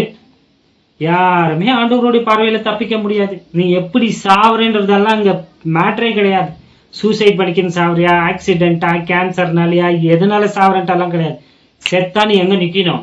நியாய தீர்ப்புல நிற்கணும். மனுஷன் ஒரே தடம் மறிப்பதும் பின்பு நியாய தீர்ப்பு அடைவதும் அவனுக்கு நியமிக்கப்பட்டிருக்கிறது. அவருக்கு முன்னாடி போய் நிக்கணும். நீ கணக்கு கொடுத்தே ஆகணும். உன்னுடைய வாழ்க்கைக்காக நீ செய்யற ஒவ்வொன்றுக்கும் அங்கு கணக்கு கேட்பார். அதனாலதான் பூமியிலே எப்படி வேணும்னா வாழணும்னு சொல்றானா, உஷாரா இருங்க. அது பிசாசின் போதனை. இப்படித்தான் வாழணும். புரியுதுங்களா இல்லைங்களா? ஏன்னா நம்மளுக்கு கணக்கு கேட்க ஒருத்தர் இருக்கிறாரு அங்க. விளங்குதுங்களா? கிறிஸ்துவின் சரீரமாகிய சபையில இருந்தா தப்பிச்சுக்கினீங்க. ஆனாலும் கணக்கு கேட்பாரு. அதற்காக உங்களை நரகத்திற்கெல்லாம் போக மாட்டாரு. அது வேற நியாயத்திருப்பு. அது வேற இன்னைக்கு நான் உங்களோடு நான் பேசுறேன். நான் இது உலகத்தின் முடிவு. உலகத்துல இருக்கிற எல்லோருக்குமே, நமக்கு கிடையாது. விளங்குதுங்களா இல்லைங்களா? அதனால எப்பவுமே நம்ம செய்யற காரியங்கள் வேலை இருக்கிற ஒருத்தர் பாக்குறாரு, அதற்கு நம்ம என்ன கொடுக்கணும், கணக்கு ஒப்புவிக்கணும் என்ற அந்த கான்சியஸ்லயே நீங்க என்ன பண்ணணும், செய்யணும். சம்டைம்ஸ்ல முடியாத போகும். அதனால தான் வேதத்தை நீங்க என்ன பண்ணணும், தியானிக்கணும், வாசிக்கணும். விளங்குதுங்களா இல்லைங்களா? ஓகே. ஸோ நியாய தீர்ப்பு இப்ப என்ன ஆக போகுது, முடிஞ்சு போச்சு. இதற்கு அப்புறம் என்ன நடக்குது பாத்தீங்கன்னா, வாசிடுவோமே 21ஆம் அதிகாரம். அடுத்த 21ஆம் அதிகாரம் 1ஆம் வசனம். பின்பு நான் புதிய வானத்தையும் புதிய பூமியையும் கண்டேன். முந்தின வானமும் முந்தின பூமியும் ஒளிந்து போயின, சமுத்திரமும் இல்லாமல் போயிற்று. ஸோ நியாய தீர்ப்புக்கு அப்புறம் என்ன ஆகுது பாத்தீங்கன்னா, ஆண்டவராகிய இயேசு கிறிஸ்து என்ன பண்ண போறாரு, புதிய வானத்தையும் புதிய பூமியும் ஆண்டவரு உருவாக்க போறார். பழைய வானம் பழைய பூமி இல்லாமலேயே போயிட போகுது பாருங்க. அதை குறித்து அதுல நடந்தவைகள் எல்லாம் ஞாபகத்திலேயே இருக்காதபடிக்கு அதை என்ன பண்ணிடுவாரு, ஆண்டவரு அழிச்சிருவாரு. புதிய வானமும் புதிய பூமி என்னாவது ஆண்டவர் உருவாக்குறாரு. ஸோ இந்த புதிய பழைய வானத்திற்கும் பழைய பூமிக்கும் என்ன ஆகுது பாத்தீங்கன்னா, அதை அவரு நெருப்புல என்ன பண்ணுவாரு, சுட்டு எரிப்பார். வாசிங்க, அதை மறந்துட்டேன் நான். 1 பேதுரு 3ஆம் அதிகாரம், இல்ல 2 பேதுரு நினைக்கிறேன். 2 பேதுரு 3ஆம் அதிகாரம் வசனம் 10ஆம் வசனத்தை நாம் வாசிப்போம். கர்த்தருடைய நாள் இரவிலே திருடன் வருகிற மன்னமாய் வரும். அப்பொழுது வருகிற விதமாய் வரும். கர்த்தருடைய நாள் இரவிலே திருடன் வருகிற விதமாய் வரும். அப்பொழுது வானங்கள் மடமட என்று அகன்று போவும், பூதங்கள் வெந்து உருகி போவும், பூமியும் அதன் உள்ள கிரியைகளும் எரிந்து அழிந்து போவும். ஸோ இந்த பழைய வானத்திற்கும் பழைய பூமியும் ஆண்டவர் என்ன பண்ண போறாரு, எப்படி அழிக்க போறாருன்னா, நெருப்புல என்ன பண்றாரு, அழிக்க போறாரு. ஃபயர், நெருப்பு எல்லாத்தையும் என்ன பண்ணிடும், சுட்டு எரித்து பஸ்மமாக்கிடும். நல்லா கவனிங்க, புதிய வானம் புதிய பூமி தாங்க ஆண்டவர் என்ன பண்றாரு, உண்டாக்குறாரு. ஆனா உலகத்தின் பூமியின் அஸ்திவாரம் அப்படியே தான் இருக்க போகுது. இது என்னடா புதுசாகுதுன்னு பாக்குறீங்களா? ஆமா, யாரும் போதிக்க மாட்டாங்க. அதை குறித்து போதிக்கணும், தனியா ஒரு கிளாஸ் போதிக்கணும். அது எது பாத்தீங்கன்னா, விஞ்ஞானமும் வேதமும், சயின்ஸ் வர்சஸ் பைபிள். ஏன்னா இன்னைக்கு ஃபுல் ஏமாத்தி வச்சுக்கிறானுங்க. இந்த நாசாவை நம்புறீங்களே, எல்லாம் டுபாகுருங்க. விஞ்ஞானம் வேதத்தோடு ஒத்து போனாதான் கரெக்ட். வேதத்தோடு ஒத்து போலன்னா அவனுங்க பொய் சொல்றாங்கன்னு கண்மூடி சொல்லலாம். ஏன்னா கர்த்தருடைய வார்த்தை பொய் சொல்லாது. எனக்கும் விஞ்ஞானத்திற்கும் ஆகாது சயின்ஸுக்கு. ஏன்னா சயின்ஸு முதல் கோணல் முற்றும் கோணல். சயின்ஸ் இந்த உலகம் தானா உருவாச்சுட்டு பை எமனேஷன் சொல்றது இல்லைங்களா, பிக் பேங் தியரி பாத்துக்கிறீங்களா? பிக் பேங் தியரி எல்லாம் பார்த்தது இல்லைங்களா? அப்படியே உருவாயிடுச்சா. அது என்னைக்கு நான் எடுக்கிறேன், நான் சொல்லிட்டாவே விஞ்ஞானமும் வேதமும் என்ற தலைப்புல. பல லட்சம் வருஷங்களாக இந்த உலகம் இருக்கு, கோடி வருஷம் சொல்லுது. 6000 வருஷம் தான் நான் நிரூபிச்சு காட்டுவேன். அப்புறம் இன்னும் என்னன்னாவோ ஊரை ஏமாத்துற விஷயங்கள் எல்லாம் சொல்லி வச்சுக்கிறாங்க. அதை உலகத்தார் தான் நம்புறாங்கன்னு பாத்தீங்கன்னா, ஈவன் கிறிஸ்துவங்களும் அதை நம்பின்னுக்கிறாங்க. மனுஷன் எப்படி வந்தான், குரங்குல இருந்து வந்தான். பாத்தீங்களா? ஆதியாகமம் 1ஆம் அதிகாரம் சொல்லுது, ஆண்டவர் மனிதனை தம்முடைய சாயலாக தம்முடைய ரூபத்தின்படி சிருஷ்டித்தாருன்ட்டு. உன்னுடைய ஸ்கூல் புக் என்ன சொல்லுது, குரங்குல இருந்து வந்தான்னு சொல்லுது. பாத்தீங்களா? சின்ன வயசுலயே கத்து கொடுத்துறாங்க தப்பு. கள்ள உபதேசத்தையும் சாத்தானுடைய அந்த வஞ்சகத்தையும் எங்கத்துல இருந்து, ஸ்கூல்ல இருந்து ஸ்டார்ட் ஆயிடுது பாருங்க. அதே ஸ்கூல்ல இன்கன்சிஸ்டன்ட் பாருங்க. ஸ்கூல்ல ஒரு பாடத்துல சொல்றாங்க மனுஷன் குரங்குல இருந்து வந்தான்ட்டு. இன்னொரு பாடத்தை எடுத்து பாத்தீங்கன்னா இந்த கன்னட இதுலலாம் G for God, E for Ish பாத்துக்கிறீங்களா? இப்பதான் சொன்னீங்க இல்லன்ட்டு மனுஷன் இதுல இருந்து வந்தான்ட்டு. புரியுதுங்களா? அவன் எவனோ எழுதி வச்சதே வந்து இப்படிதான். இதெல்லாம் வந்து சாத்தானுடைய ஒரு வஞ்சகம். கடவுள் இல்லையா, மனுஷன் அப்படியே குரங்குல இருந்து வந்துட்டானா? சரி, இப்ப இருக்கிற ஏன்டா குரங்குல இருந்து வரலன்னா அதுக்கு பதில் கிடையாது. விளங்குதுங்க? அப்புறம் மனுஷன் வந்து நிலாவுக்கு போயிட்டான், ஆம்ஸ்ட்ராங், நீல் ஆம்ஸ்ட்ராங். உலகம் வந்து பூமி வந்து எப்படி இருக்குது, உருண்டையா இருக்குது. அது வந்து நிமிஷத்துக்கு வந்து 1000 மைல்ஸ் பர் hour வந்து என்ன பண்ணதான், சுத்துதான். என்னது? பூமி. வேதம் சொல்லுங்க. இப்ப நான் சொல்லுங்கிற எல்லாத்துக்குமே என்கிட்ட ப்ரூஃப் இருக்கு. பைபிள்ல இருக்குது வசனங்க. அது எனக்கு நான் எடுக்கிறேன், சயின்ஸ் வெர்சஸ் பைபிள்ன்ட்டு. சுத்துதுன்றான். குளோபா. ஓகே, பூமி எப்படி இருக்கு? ஏதோ சொல்லுவாங்களேப்பா, குளோப் தான் சொல்றாங்க. ஆனா வசனம் அப்படி சொல்லலையே. வசனம் வந்து ஆண்டவர் சொல்றாரு, ஏசாயால சொல்றாரு, அவர் பூமியின் தட்டின் மேல உட்கார்ந்து இருக்கிறார். பூமியின் தட்டின் மேலே ஆண்டவர் என்ன பண்ணிருக்கிறாரா, உட்கார்ந்து இருக்கிறாரு. சர்க்கிள் ஆஃப் த எர்த்னு வருது. ஸோ அதெல்லாம் விட்டுலாம், இப்போ வேற எங்கேயோ போகுது. என்ன சொல்ல வந்தேன், இந்த யாரு என்ன சொன்னாலும் நம்பிடுறது இல்லைங்களா? அது உண்மையா பொய்யான்ட்டு அதை வந்து என்ன பண்றது கிடையாது, ப்ரூஃப் தேடுறதெல்லாம் கிடையாது, தெரிஞ்சுக்கிறதும் கிடையாது. இவங்க சொல்லிட்டானுங்கன்னா அது எப்படி தான் இருக்கும், கரெக்டா தான் இருக்கும்ட்டு கண்மூடித்தனமா வந்து என்ன பண்ண போறது, நம்பிட்டு போறது. அப்படி பண்ணக்கூடாது. எங்கேயோ வந்து எங்கேயோ விட்டுனேன். ஆமா, கடைசியில் ஆண்டவர் என்ன பண்ணிட்டு போறாரா, அந்த பூமி இது இல்லைங்களா, புதிய வசனம் அதுக்கு சொல்லிடும் உங்களுக்கு ஆதாரத்துக்கு, இல்லைன்னா நீங்க தப்பா நினைச்சுக்கிறீங்க. இந்த பூமியும் வானம் தான் வந்து ஆண்டவர் புதுசா மாத்துறாரு. ரெனோவேஷனுங்க. ஆண்டவர் வந்து ரெனோவேட் பண்ண போறாரு பூமியும் வானத்தையும். ஆனா அஸ்திபாரம் அப்படியே தான் இருக்க போகுது. புதிய வானம் புதிய பூமி, ஆனா அஸ்திபாரம் சேம் அஸ்திபாரம். வாசிங்க சங்கீதம் 104 அதிகாரம் 5 வசனம். சங்கீதம் 104 அதிகாரம் 5 வசனத்தை நாம் வாசிப்போம். பூமி ஒருபோதும் நிலை பெறாதபடி அதன் ஆதாரங்கள் மேல் அதை ஸ்தாபித்தார். புரிஞ்சுச்சிங்களா? இங்கிலீஷ்ல வாசிப்போமா? Psalms chapter 104 verse 5. You who laid the foundations of the earth. பூமிக்கு அஸ்திபாரம் போட்டு இருக்கிறாங்க, உங்களுக்கு தெரியுங்களா? So that it should not be moved forever. Forever என்ற வார்த்தையை கவனம் வச்சுக்கோங்க. ஆண்டவர் பூமிக்கு அஸ்திபாரம் போட்டுக்கிறாரு. அந்த அஸ்திபாரம் forever என்ன ஆகாது. படிச்சிங்களா இல்லைங்களா? ஒருபோதும் நிலை பெறாதபடி, நிலையே பெறாது. பூமியோடைய அஸ்திபாரம் அப்படியே தான் இருக்கும். ஆனா மேல இருக்கிற இந்த பூமி தான் என்ன பண்ண போகுது, ஆண்டவர் சுட்டெரித்து அழிச்சு புதிய பூமியையும் புதிய வானத்தையும் ஆண்டவர் என்ன பண்ண போறாரு, படைக்க போறாரு. கவனம் வச்சுக்கோங்க. விளங்குதுங்களா இல்லைங்களா?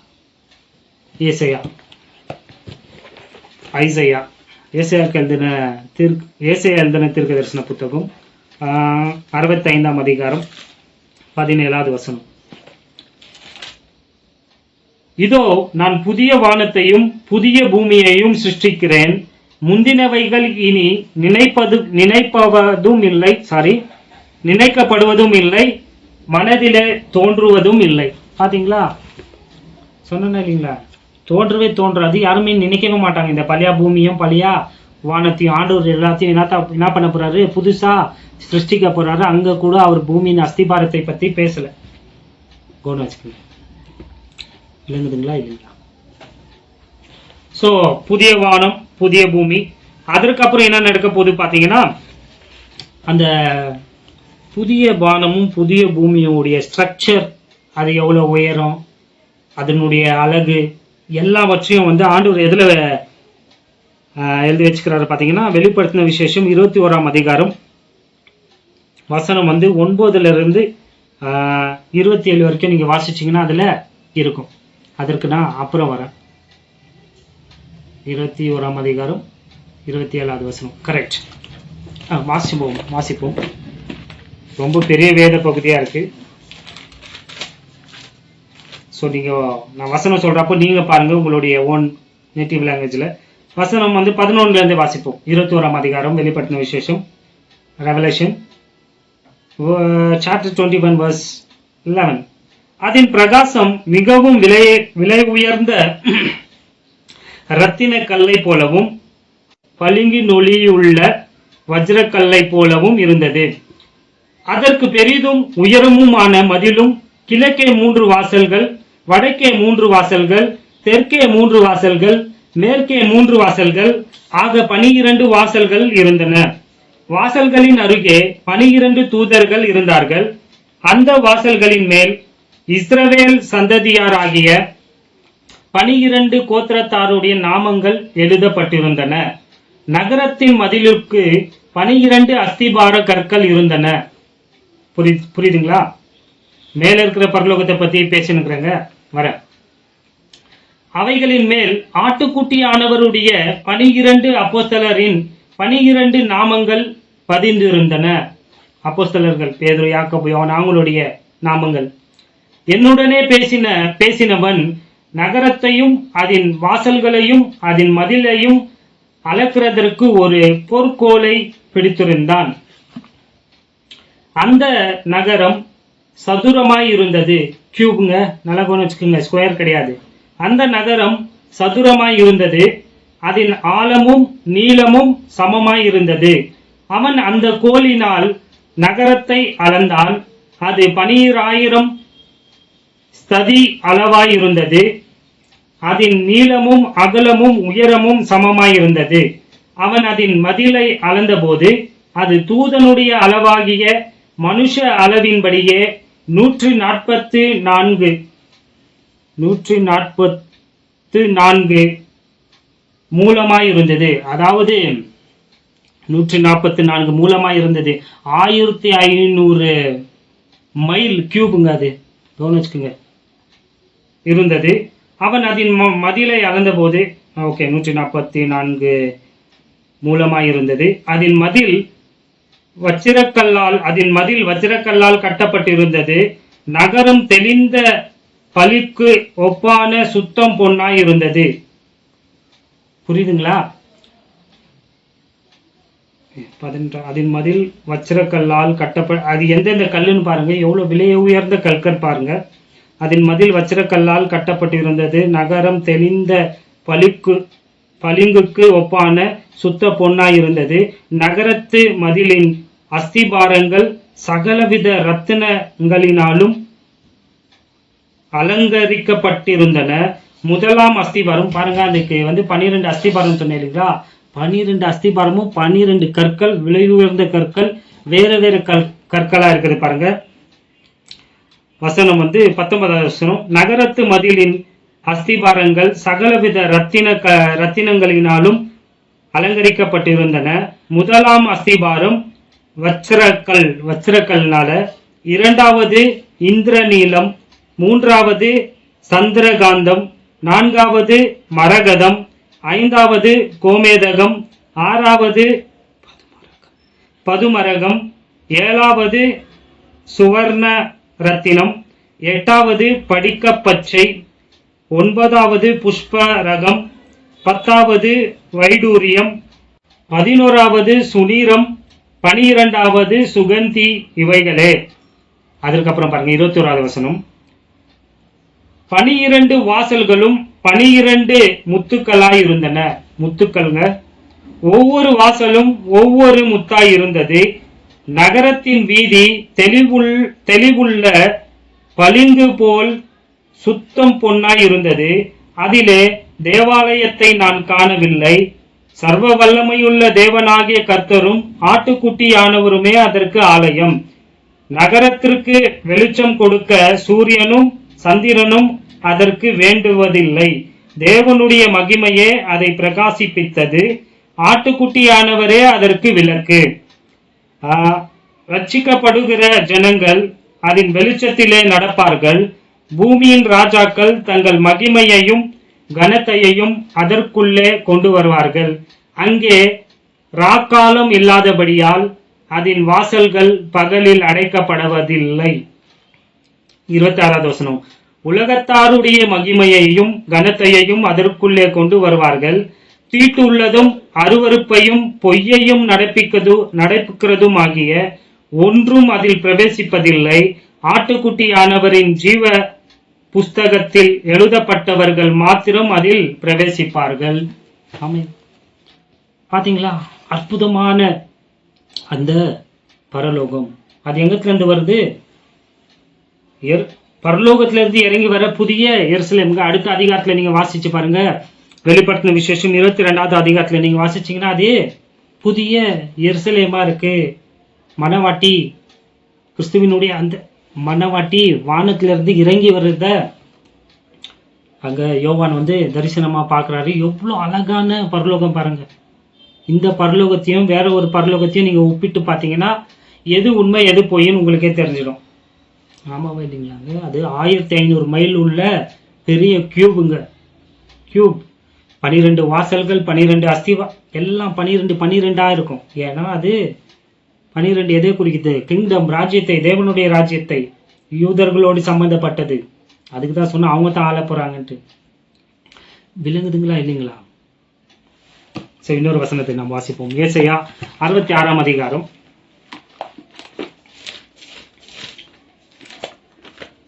ஏசாயா 66ஆம் அதிகாரம் வசனம்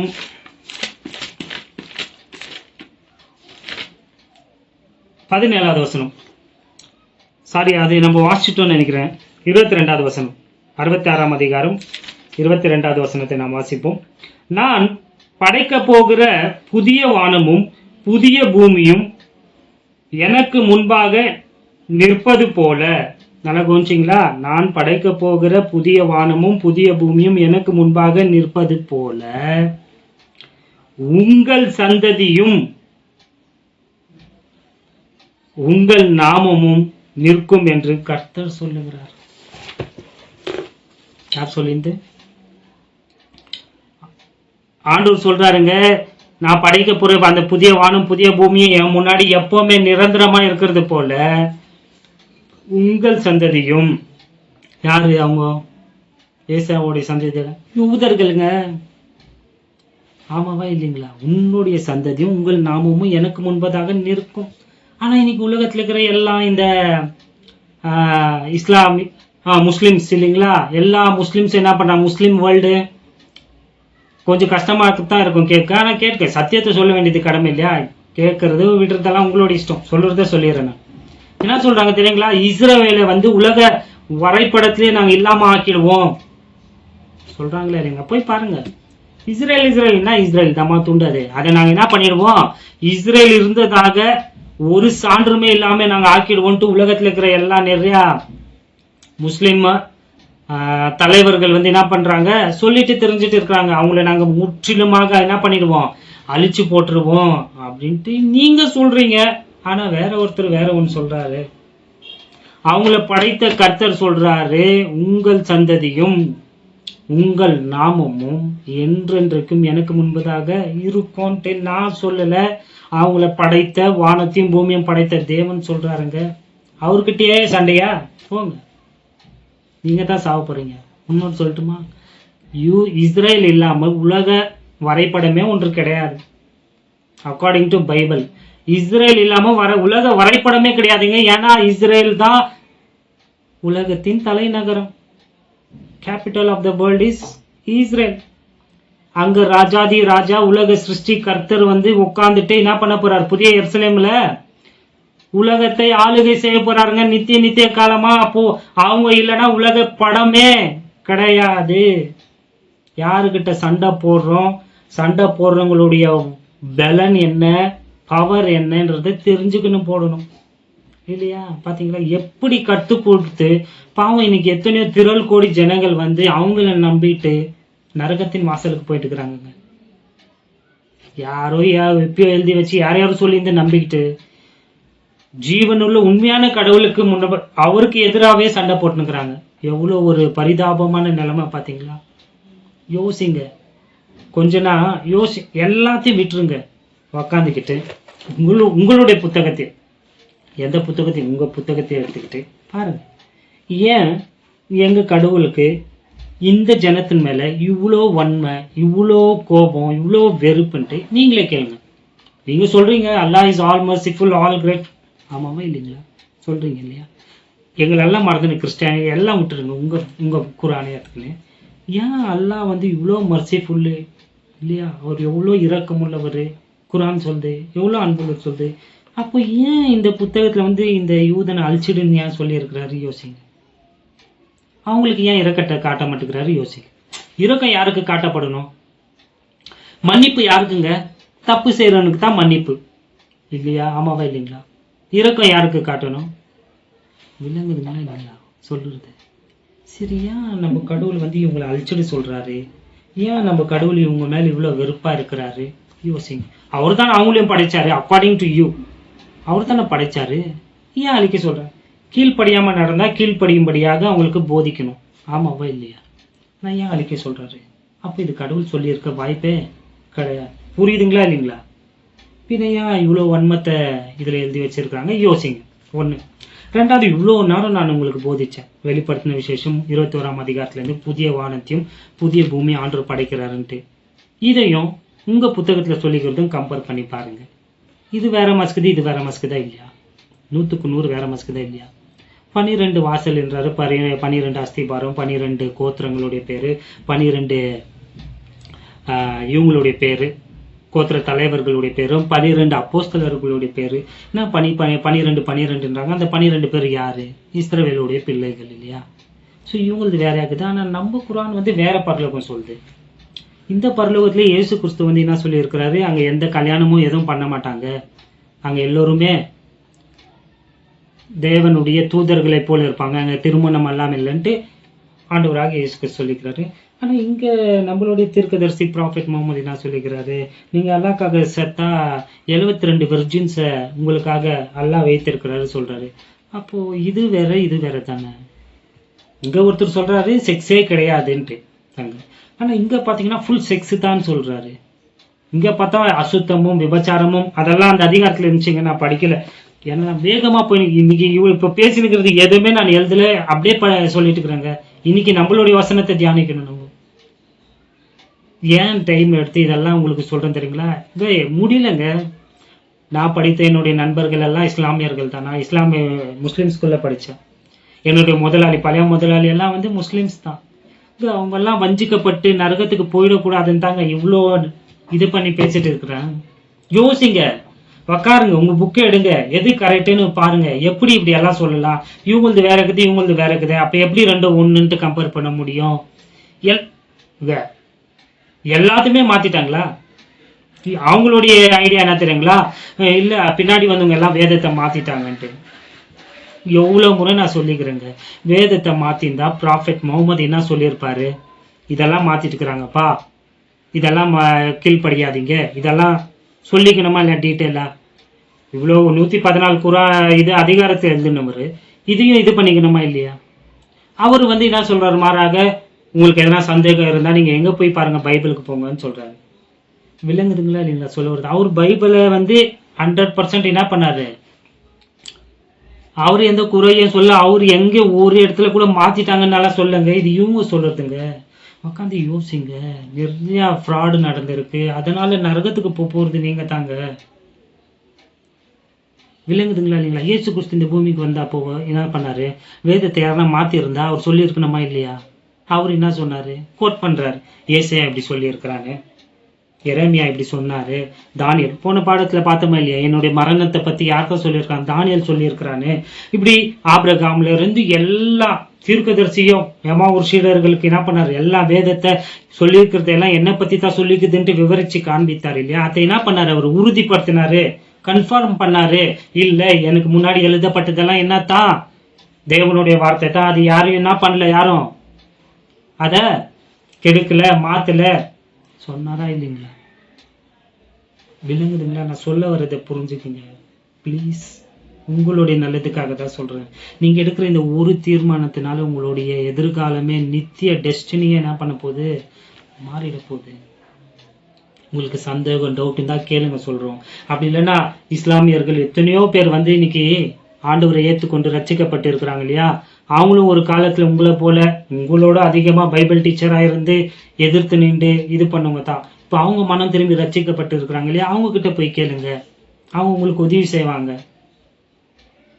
இதெல்லாம் நான் ஏன் சொல்றேன்னு தெரியல, சொல்லினுக்கிறேன் உங்களுக்காக. ஆண்டவர் உங்களை நேசிக்கிறாருங்க. இந்த கிருபையின் காலத்துல நீங்களும் ரட்சிக்கப்பட்டீங்கன்னா நீங்களும் பரலோகத்துக்கு வந்துடுவீங்க. ஒருவேளை இதை நிராகரிச்சிட்டீங்கன்னா நீங்க ராஜ்யத்தின் காலத்துல போயிடுவீங்க. ராஜ்யத்தின் காலத்துல வந்து எல்லாமே யூதர்களுக்கு விரோதமாக செயல்படுறது எல்லாமே யார் தான்? எல்லா லீடரும் யார் தான்? முஸ்லீம் லீடர்ஸ் தான் இருக்க போறாங்க. ஸோ நீங்க அவங்கள தான் என்ன பண்ண போறீங்க? பின்பற்றிட்டு போறீங்க. அவங்க கொடுக்குற அந்த முத்திரையை வந்து நீங்க ஏத்துக்கொள்வீங்க, நீங்க மறுக்கவே மாட்டீங்க. அந்த முத்திரை ஒரு தடவை நீங்க ஏத்துக்கினீங்கன்னா உங்க உடம்புல கடவுளாலையும் உங்களை காப்பாற்ற முடியாது, சான்ஸே இல்லை. முத்திரையை ஏத்துக்கணுங்களுக்கு ஆண்டவர் அந்த அர்மேகடான் யுத்தத்துல என்ன பண்ணிடுவாரு? சாகடிச்சிடுவாரு. சொல்றது புரியுதுங்களா இல்லைங்களா? கொஞ்சம் உக்காந்து எல்லாத்தையும் விட்டுருங்க, எடுத்து வாசிங்க. சத்தியத்தை அறிஞ்சிக்கினா தாங்க நீங்க விடுதலை ஆவீங்க. இயேசு கிறிஸ்து சொன்னார், சத்தியத்தை அறிவீர்கள், சத்தியம் உங்களை விடுதலையாக்கும். நீங்க வன்மத்தோட சின்ன வயசுல இருந்தே உங்களுக்கு கற்றுக் கொடுத்துடுது, உங்க இதுல எழுதிக்கிறதெல்லாம் நீங்க இது பண்ணீங்கன்னா உங்களை காப்பாற்ற யாராலும் முடியாது.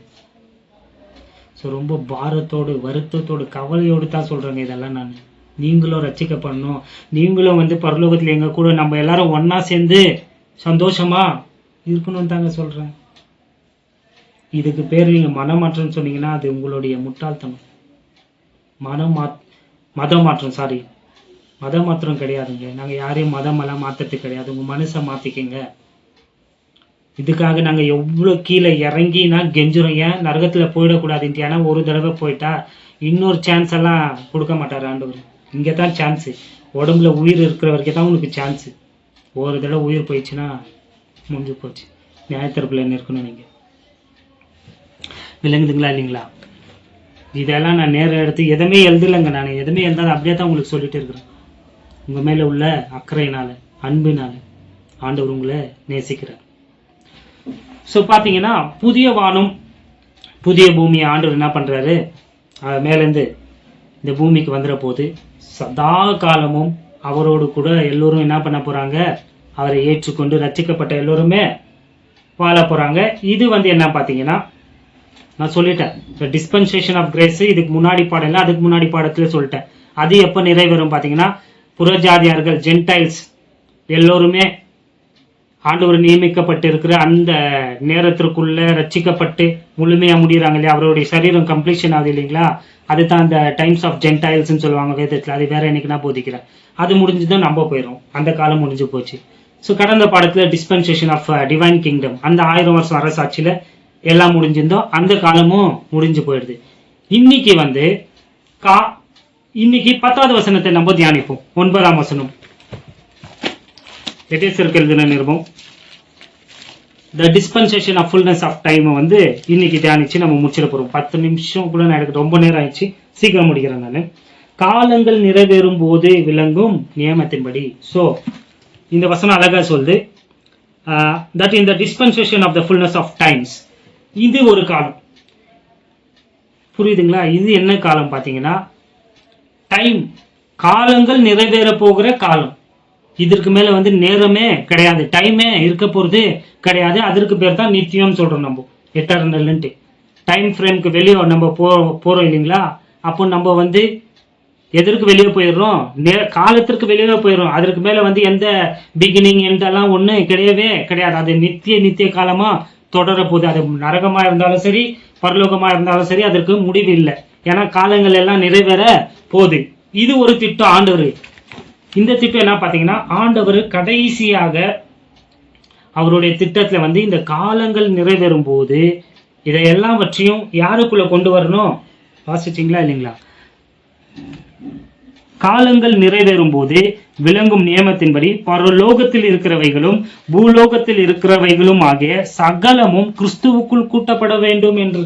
இதுதான் ஆண்டவருடைய திட்டம், நோக்கம். என்ன? பரலோகத்தில் இருக்கிறதும் பூலோகத்தில் இருக்கிற எல்லாமே யாருக்குள்ள வந்துடணும்? கிறிஸ்துவுக்குள்ள வந்துடணும். விளங்குதுங்களா இல்லைங்களா? சொல்லுங்க.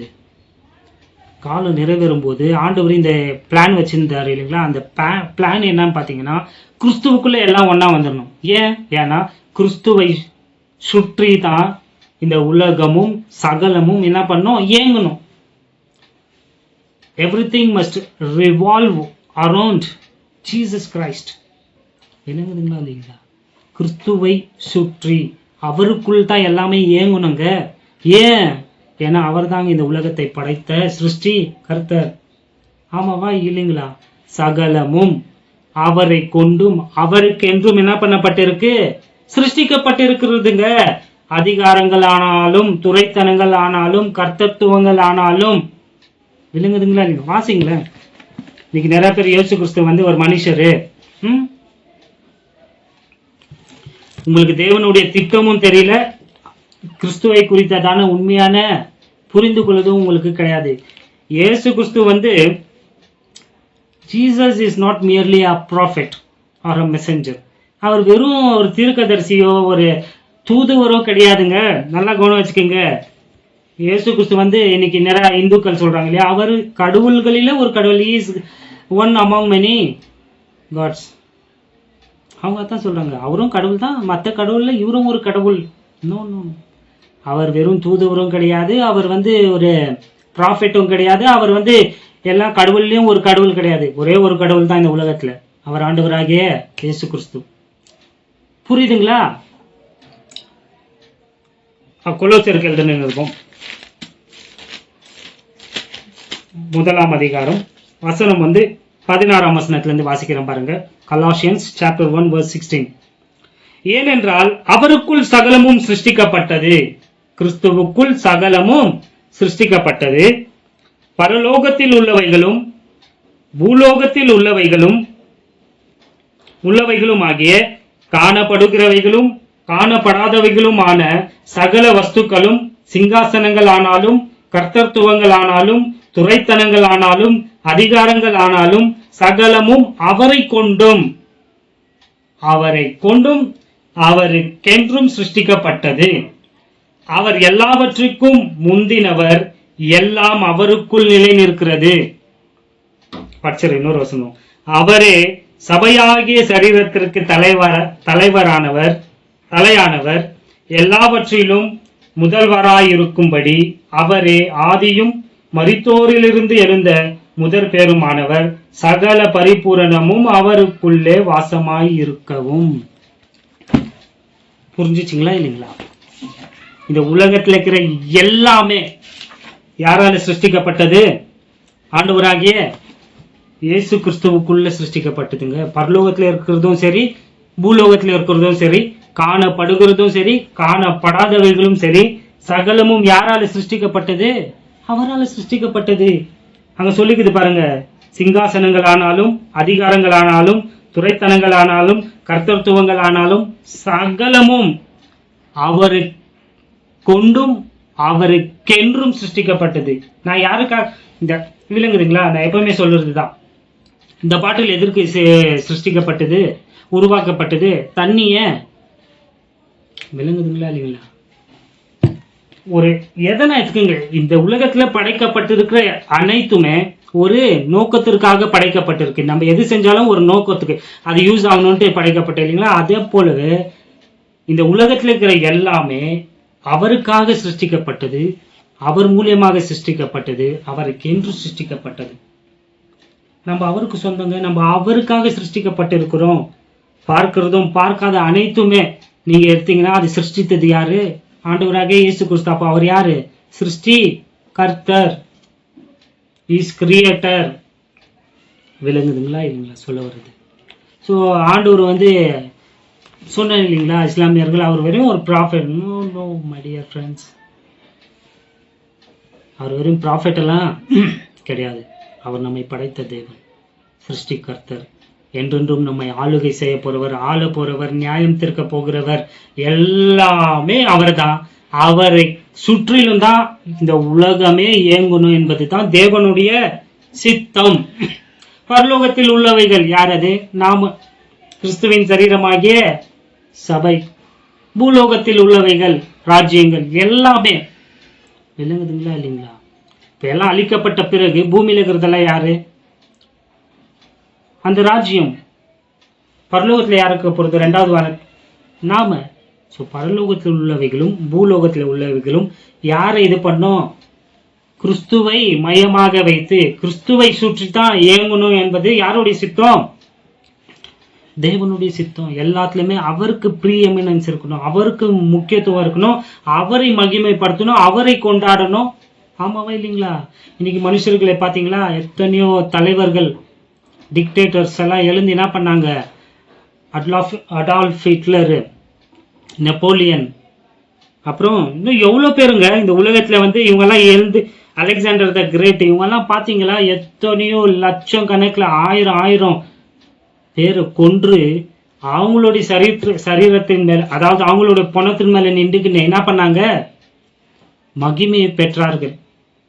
எவ்வளோ பேரை சாகடிச்சு என்ன பண்ணாங்க? அந்த கொஞ்சம் மகிமைக்காக சாகடிச்சு அவங்க பணத்து மேல நின்றாங்க. ஆமாவா இல்லைங்களா? வரலாறெல்லாம் படிக்கிறது கிடையாதா? போய் படிங்க. இன்னைக்கு மனுஷன் பாருங்க, எதனா ஒன்று செய்யறான். எதற்கு செய்யறான்னா அவனுக்கு அதுல கொஞ்சம் பேரு, கொஞ்சம் மரியாதை, கொஞ்சம் கௌரவம், கொஞ்சம் பற்றிடக்கூடாது. பாத்தீங்களா? பேருக்கு முன்னாடி பாத்தீங்களா டாக்டர், ரெவரண்ட், பிஷப், எதற்கு? புரியுதுங்களா? எதுக்கு? அந்த மகிமைக்கு, கொஞ்சம் குளோரிக்காக. சரி, அந்த இதை விட்டுலாம் நம்ம. அது நான் யாரும் சொன்னா நான் வேற யாரும் சொல்றதுனால நினைச்சுக்க வாய்ப்புண்டு. ஆனா உண்மை, சிலர் வந்து அதுக்காக பண்ணல, ஒரு சிலர் வந்து ஆண்டவருக்காக தான் இது பண்றாங்க.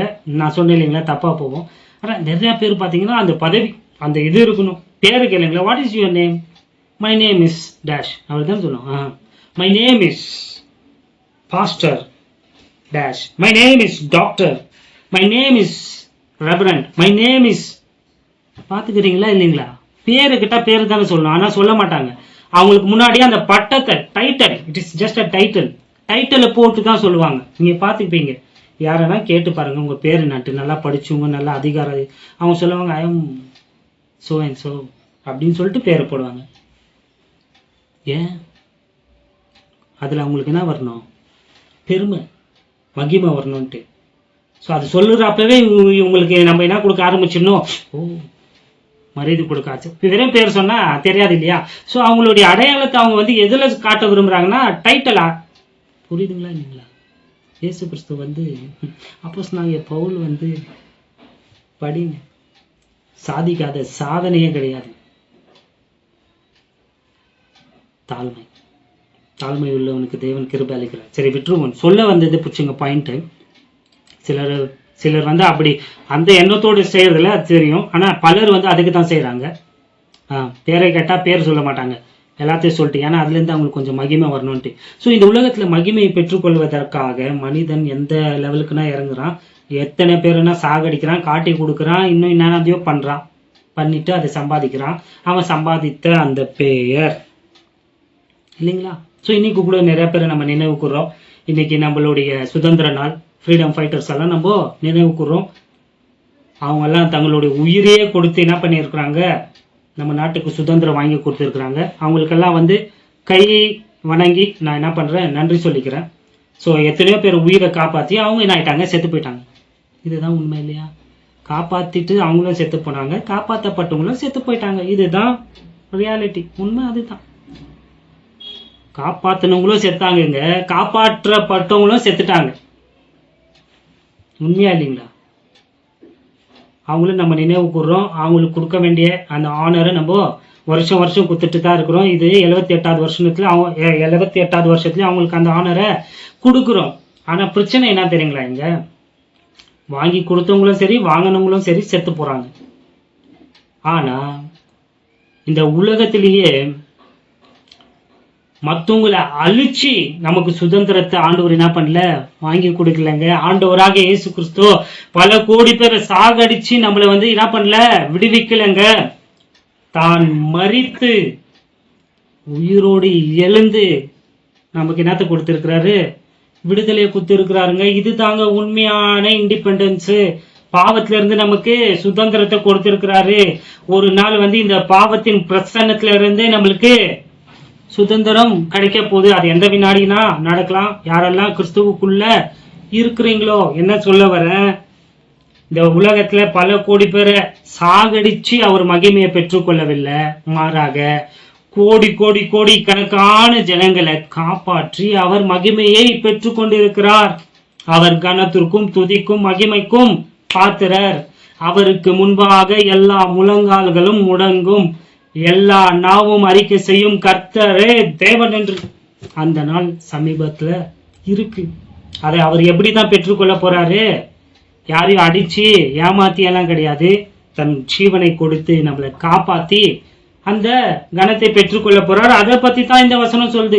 அவருக்குள் வானத்தில் உள்ளவைகளும் பரலோகத்தில் உள்ளவைகளும் பூலோகத்தில் உள்ளவைகளும் என்ன பண்ணப்படணும்? கூட்டப்படணும். Together together. கிறிஸ்துவுக்குள் கூட்டப்பட வேண்டும். இதுதாங்க தேவனுடைய திட்டம். புரிஞ்சுச்சுங்களா இல்லைங்களா நான் சொல்ல வந்தது? ஆண்டவர் மகிமையை எப்படி பெற்றுக்கொள்றாரு? அவருடைய அன்பை காட்டி, அவருடைய இரக்கத்தை காட்டி, அவர் நமக்காக செய்த அந்த தியாகத்தை காட்டி பல கோடி ஜனங்களை காப்பாற்றி தான் என்ன பண்றாரு? அந்த மகிமையை அவரு பெற்றுக்கொள்றார். இப்படியாப்பட்ட அற்புதமான தேவன் பாருங்க. இதுதான் ஆண்டவர் இந்த காலத்தின் காலம்னா the fullness of time அதன் மேல வைத்திருக்கிற திட்டம். அதை தான் அவர் என்ன பண்றாரு? இங்க முழு படத்தை போட்டு நம்மளுக்கு காட்டுறாரு. இதுதான் நித்திய நிலைப்பாடு, நித்திய நிலைய சொல்றாரு. பூமி அவங்களுக்குன்ட்டு ஒரு நோக்கம், வானம் பரலோகம் அதுல நம்மளுக்கு ஒரு நோக்கம். ஆனா இந்த ரெண்டு தரப்பினரையும் யார ரிவால்வ் பண்ணும்? சுத்தி இயங்கணும், கிறிஸ்துவை சுற்றி இயங்கணும் என்பதுதான் அவருடைய சித்தம். இதுதான் அவருடைய இந்த காலம் நிறைவேறுதலுக்கான திட்டமா இருக்கிறது. ஸோ நம்ம பரலோகத்துல தான் இருக்க போறோங்க. நம்மளுடைய குடியிருப்பு பூமி கிடையாது. இப்பவும் சரி எப்பவும் சரி நிரந்தரமா நம்மளுடைய குடியிருப்பு பரலோகத்தான். எபேசியர் 2ஆம் அதிகாரம் வசனம் 6-7 we are already seated with Christ in heavenly places. கிறிஸ்துவுக்குள் உன்னதங்களிலே நம்ம என்ன பண்ணியிருக்கிறோம்? உட்கார்ந்து கொண்டு இருக்கிறோங்க. அது நம்மளுடைய இடம். இங்க பூமியில ஆண்டவருடைய நித்திய அரசாங்கம். அங்க யார் இருப்பாங்க? யூதர்கள். அப்போ ரட்சிக்கப்பட போற அவங்கெல்லாம் இருக்க போறாங்க. ஆனா இந்த பரலோகம் பரலோகமும் பூமியும் கிறிஸ்துவுக்குள்ள இருக்கிற வாச பரலோகத்திற்கும் பூமிக்கும் ஆக்சஸ் இருக்குங்க. புரியுதுங்களா சொல்ல வர்றது? அதாவது என்ன சொல்றேன்னா, இப்போ பரலோகமும் பூலோகமும் ஹெவனும் அர்த்தம் கிறிஸ்துவுக்குள்ள இயங்குற வாச ஆண்டவர் ரெண்டு தரப்பினரும் விளங்குதுங்களா இல்லைங்க? நம்ம மேல கீழே போயிட்டு வர நம்மளுக்கு என்ன இருக்கும்? ஆக்சஸ் இருக்குங்க, நம்மளுக்கு அனுமதி இருக்குங்க. ஏன்னா நம்ம எல்லாரும் யாருக்குள்ள வந்துட்டோம்? கிறிஸ்துவுக்குள்ள வந்துட்டோம். இப்போ ஒரு கொடைக்குள்ள எப்படி நம்ம ரெண்டு பேர் வராங்களோ அது போலவே கிறிஸ்து என்ற அந்த தலைக்கு கீழே தேவராஜ்யமும் பரலோக ராஜ்யமும் அதாவது பூமிக்குரிய ராஜ்யமும் பரலோக ராஜ்யமும் வந்துட்ட வாச நம்ம ஒருவரை ஒருவர் சந்திக்கலாம். நம்ம ஆபிரகாமை சந்திக்க முடியும், பழைய ஏற்பாடு பரிசுத்தவான்களையும் எல்லோரையும் சந்தித்து பேச நமக்கு வாய்ப்பு இருக்குங்க. நம்ம ஒன்றாக அவரை என்ன பண்ண முடியும்?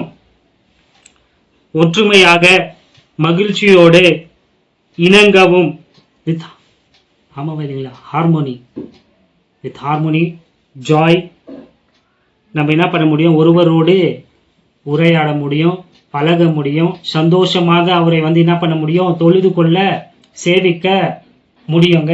ஏன்னா எல்லாமே பர்ஃபெக்டா மாறிடுச்சு. இதுக்கு மேல பாவம் கிடையாது. 21ஆம் அதிகாரம் வெளிப்படுத்தின விசேஷம். அங்கே என்ன கிடையாது? கண்ணீர் கிடையாது, வியாதி கிடையாது, வறுமை கிடையாது, மரணம் கிடையாது, இப்படி சாபம் கிடையாது. விளங்குதுங்களா இல்லைங்களா? அங்க எதுவுமே கிடையாது. அங்க ஆண்டவர் உங்கள் கண்களை எல்லாம் கண்ணீர் எல்லாம் துடைப்பார். அங்க என்ன கிடையாது? மரணமே கிடையாது. நித்திய காலமா நீங்க என்ற பாருங்க. அந்த காலத்துல வாழ்ற அவங்களும் நாமும் என்ன பண்ண போறோம்? வாழ போறோம். எப்போ? இந்த dispensation of the fullness of டைம்ல, அதாவது காலங்கள் நிறைவேறும் போது விளங்கும் இந்த நியமத்தின்படி. இதுதான் தேவனுடைய திட்டமா இருக்கிறது. பரிசுத்த ஆவியானவர் இந்த வார்த்தைகளை கொண்டு உங்களுக்கு ஊழியம் செய்வராக. ஆண்டவராகிய இயேசு கிறிஸ்துவின் கிருபையும் சமாதானமும் உங்களோடு இருப்பதாக. ஆமென்.